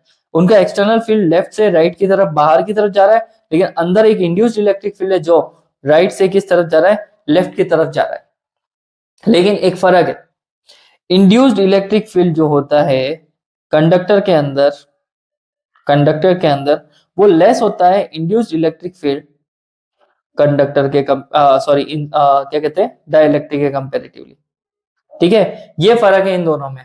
तो ये डायरेक्शन का ध्यान रखना कि डायरेक्शन तो दोनों सेम बना लेंगे, दोनों को रखेंगे तो इलेक्ट्रिक फील्ड बाहर जाएगा और उनका एक अंदर इंड्यूस्ड इलेक्ट्रिक फील्ड बनेगा जो उसके अपोजिट जा रहा है। बट कंडक्टर में बहुत अच्छा खासा इलेक्ट्रिक इंड्यूस्ड होता है, लेकिन डाइलेक्ट्रिक में इंड्यूस्ड इलेक्ट्रिक फील्ड थोड़ा वीक होता है, ठीक है। ये पूरा मैंने जो एक्सप्लेनेशन लिखा है पूरा प्रॉपरली मैंने यहाँ पे आपके नोट्स में दे रखा है, तो आप इसको पढ़ लेना, ठीक है। और नेट जो कंडक्टर में होगा, नेट इंड्यूस जितना बाहर है उतना ही अंदर बनेगा, तो इलेक्ट्रिक फील्ड नेट जो है वो जीरो, लेकिन यहाँ पे इलेक्ट्रिक फील्ड नेट जीरो नहीं होता है, ध्यान रखना, ठीक है। ये मैंने एक्सप्लेनेशन में लिखा हुआ है। अब आती है बात डाइलेक्ट्रिक के दो टाइप्स की। डाइलेक्ट्रिक होते हैं दो तरह के, एक आएगा पोलर डाइलेक्ट्रिक, दूसरा आएगा नॉन पोलर डाइलेक्ट्रिक्स। तो a molecule in which the center of mass of positive or negative does not coincide with the center of mass of negative charge is called the polar molecules. Polar molecules वो होते हैं जिसमें positive charge और negative charge already separated रहते हैं without any electric field. External electric field apply नहीं करोगे तो भी इनके पॉजिटिव और नेगेटिव सेपरेटेड रहते हैं। जैसे कि कोई एक मॉलिक्यूल है उसके प्लस वाला इधर और माइनस वाला, ये बिना किसी इलेक्ट्रिक फील्ड के भी सेपरेट ही रहेंगे, बाउंडेड रहेंगे बट सेपरेट रहेंगे। तो इस तरह के डाइलेक्ट्रिक्स को क्या बोलते हैं, पोलर, पोलर डाइलेक्ट्रिक्स। इनका सेंटर ऑफ मास बीच में नहीं होता है, बीच में होता है बट वहां पे प्लस और चार्ज दोनों नहीं होते वहां पे। इसी तरह से नॉन पोलर आते हैं, नॉन पोलर में प्लस और माइनस दोनों एक ही सेंटर ऑफ पॉइंट पे रहते हैं, सेंटर ऑफ ग्रेविटी पे रहते हैं, ठीक है। दोनों अलग अलग सेपरेटेड नहीं होते। इनको अलग करने के लिए हमें एक्सटर्नल इलेक्ट्रिक फील्ड अप्लाई करना पड़ता है, जिसकी वजह से प्लस चार्ज और माइनस चार्ज एक दूसरे से सेपरेट होते हैं। तब कहीं जाके पोलर डाइलेक्ट्रिक्स किसके जैसा बिहेव करते हैं, जैसा उनको इंड्यूस करवाना है। तो नॉन पोलर किसके जैसा काम करते हैं, इलेक्ट्रिक फील्ड जैसा, पर उन्हें रखना पड़ता है। तो यहाँ पे एग्जांपल्स है H2O, HCl, CO, CH3OH, ये पोलर है, और H2, N2, O2, CO2 और HCH4 ये किसके है एग्जांपल है, नॉन पोलर डाइलेक्ट्रिक के, ठीक है बेटा। चलो कुछ छोटी मोटी सी चीजें हैं वो देख लेते हैं। डाइलेक्ट्रिक स्ट्रेंथ किसको बोलते हैं, the maximum electric field that can exist in a dielectric. Dielectric में मैक्सिमम इलेक्ट्रिक फील्ड की वो वैल्यू जिसकी वजह से without causing the breakdown of its insulating property, dielectric अपनी इंसुलेटिंग प्रॉपर्टी नहीं खो देता जब तक वो जिस लिमिट तक इलेक्ट्रिक फील्ड को सहन कर रहा है, उस लिमिट को क्या बोलते हैं अपन, डाइलेक्ट्रिक स्ट्रेंथ बोलते हैं। फिर आता है डाइलेक्ट्रिक स्लैब। ये डाइलेक्ट्रिक स्लैब क्या होता है, a dielectric slab is a flat solid piece of material made from a dielectric substance. Dielectric substance से बना हुआ सॉलिड पीस होता है जो नॉन कंडक्टिंग मटेरियल। देखो ये जो डाइलेक्ट्रिक होता है ना वो सेंटर में होगा, और उसके ऊपर की और नीचे की तरफ क्या होगी, मेटल प्लेट्स होगी। बाहर कंडक्टर और अंदर की तरफ नॉन कंडक्टिंग मटेरियल होगा that doesn't allow electric current to flow through it, जो अपने अंदर से करंट को पास होने नहीं देता है। इसको क्या बोलते हैं हम, डाइलेक्ट्रिक स्लैब बोलते हैं। इसकी प्रॉपर्टी क्या है, यूज क्यों करते हैं अपन? एक तो कैपेसिटेंस इंक्रीज करने का काम करता है, इंसुलेशन अच्छा हो जाता है, इलेक्ट्रिक फील्ड को मॉडिफाई कर सकते हैं, तुम इलेक्ट्रिक फील्ड को बढ़ा और घटा सकते हो अपने अकॉर्डेंस, और एनर्जी स्टोर अच्छी से करता है। ठीक है, तो इसको क्या बोलते हैं अपन? डाइलेक्ट्रिक स्लैब बोलते हैं। वैसे इतना खास इंपॉर्टेंट नहीं है, तुम नॉट सो इंपॉर्टेंट में डाल सकते हो, sorry not so important. Okay, चलो अब आता है electric polarization of dielectric slab. ये पोलराइजेशन क्या होता है?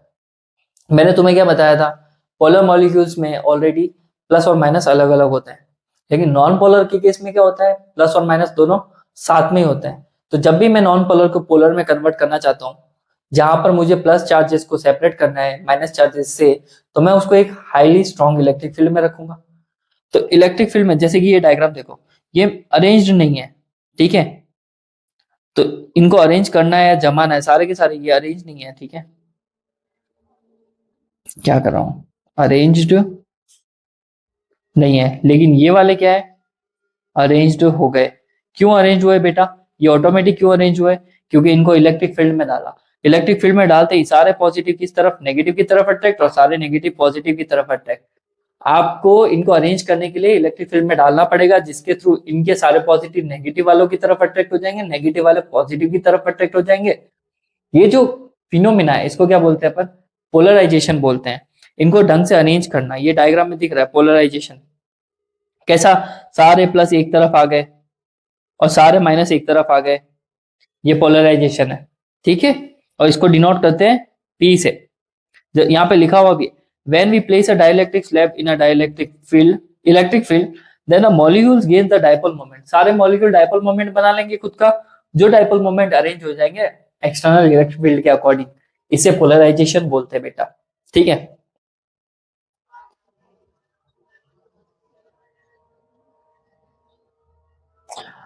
अब आ रहा है हमारे पास में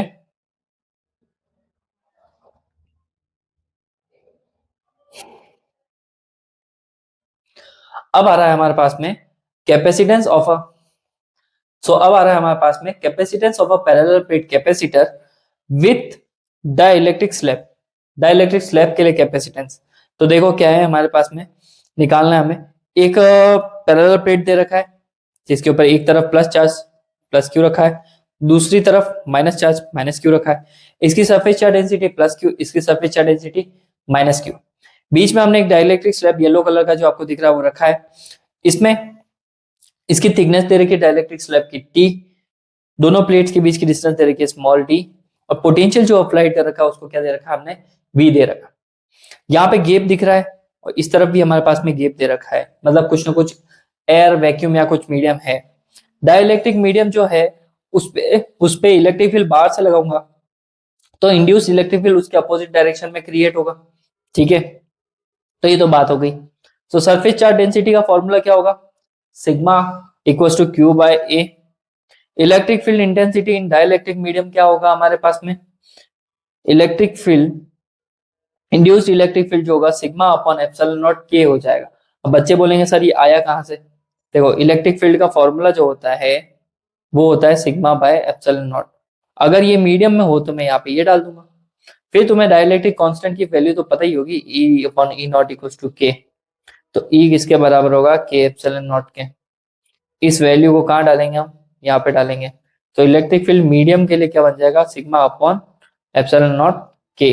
तो ये रहा हमारे पास में इलेक्ट्रिक फील्ड, ये surface charge density sigma equal to Q by a, ठीक है। पोटेंशियल डिफरेंस निकालते हैं बिटवीन द प्लेट्स, तो 2 पोटेंशियल डिफरेंस आएगा। पोटेंशियल डिफरेंस का फॉर्मूला होता है इलेक्ट्रिक फील्ड इंटू डिस्टेंस। मुझे बताओ, तो जो मेरे पास में इलेक्ट्रिक फील्ड इंटू डिस्टेंस है, मैं एक्सटर्नल की बात करता हूँ, तो एक्सटर्नल में मुझे एक्सटर्नल इलेक्ट्रिक फील्ड की बात करनी है, तो मैं है ना क्या करूंगा, ये जो मेरा डाइलेक्ट्रिक है ना, ये जो मेरा डाइलेक्ट्रिक है पूरा के पूरा, इसको हटा दूंगा। तो मेरे पास में बाहर के एक्सटर्नल फील्ड के लिए डिस्टेंस क्या हो जाएगी, डी में से मैं टी हटा रहा हूं, तो मेरे पास डिस्टेंस कितनी हो जाएगी, डी माइनस टी हो जाएगी, ठीक है। तो बाहर वाले का इलेक्ट्रिक फील्ड आ गया ई नॉट और उसकी डिस्टेंस हो गई D minus T, plus electric field of medium multiply by medium की थिकनेस कितनी है बताओ बताओ बच्चों। तो मीडियम की थिकनेस कितनी दे रखी है, स्मॉल टी। तो उसको भी यहाँ पे रख दिया, मल्टीप्लाई कर दिया। ठीक है, अब अपन क्या करेंगे, इनकी वैल्यूज को पुट करेंगे यहाँ पे। तो देखो यहाँ पे मैं वैल्यूज पुट करूंगा, तो इलेक्ट्रिक फील्ड जो ई नॉट है, ई नॉट की जगह पे क्या लिख दूंगा मैं, सिग्मा अपॉन एप्सिलॉन नॉट। ये तो फिक्स है प्लेट का, D minus T as it is ही है। और इस ई एम की जगह पे क्या रखूंगा, ये जो ई एम आया इलेक्ट्रिक फील्ड ऑफ मीडियम, उसको वहां पे पुट कर दूंगा। एरो मैंने कर दिया है कि कौन सी वैल्यू को कहाँ पे उठा के रखा है। ठीक है, तो यहां से ये वैल्यूज आ गई, sigma upon epsilon not D minus T, sigma upon epsilon not के टी। इन दोनों में क्या कॉमन आ रहा है, सामने ही पता पड़ रहा है, यहाँ से सिग्मा अपॉन एप्सिलॉन नॉट, यहाँ से भी सिग्मा अपॉन एप्सिलॉन नॉट, ये कॉमन आ गया बाहर।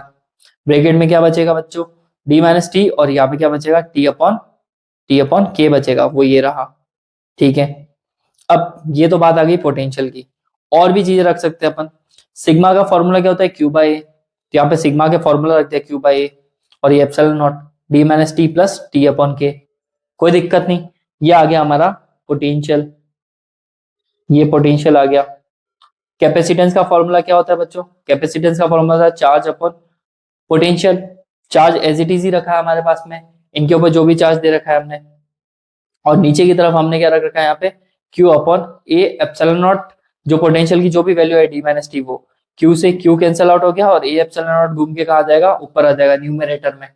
तो यहाँ से सी की वैल्यू आ गई ए epsilon naught upon D minus T plus T upon के। तो ये क्या है हमारे पास में, कैपेसिटेंस है, कैपेसिटेंस है व्हेन मीडियम प्लेस्ड, मीडियम कह लो डाइलेक्ट्रिक स्लैब कह लो, मीडियम उसके बीच में रखा हुआ होगा तब।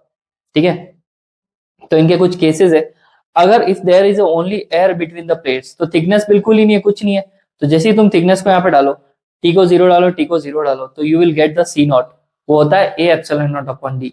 तुम रख के देखो इस फॉर्मूला में, डी माइनस टी तो डी आ जाएगा, और ये टी अपॉन जीरो अपन के तो जीरो ही होता है, तो सिर्फ डी बचेगा नीचे, ये आ गया। और अगर यहाँ पे लिखा है if the capacitor is completely filled, पूरा के पूरा कैपेसिटर भरा हुआ है, तो वहां पे आपका क्या है, वहां पे आपके हो जाएगा थिकनेस ही किसके बराबर हो जाएगी, डी के बराबर हो जाएगी, कंप्लीटली फिल्ड है। और जैसे ही वो कंप्लीटली फिल्ड है और अपन टी की जगह पे डी पुट करेंगे, तो देखो, तो ये पुट करने पे यहाँ पे मैंने रखा है टी की जगह डी, यहाँ पे भी डी रखा है, तो देखो डी माइनस डी, ये टर्म क्या आ जाएगी जीरो, और वो के घूम के ऊपर आ जाएगा। तो ये आपके पास में सी का फॉर्मूला आ गया।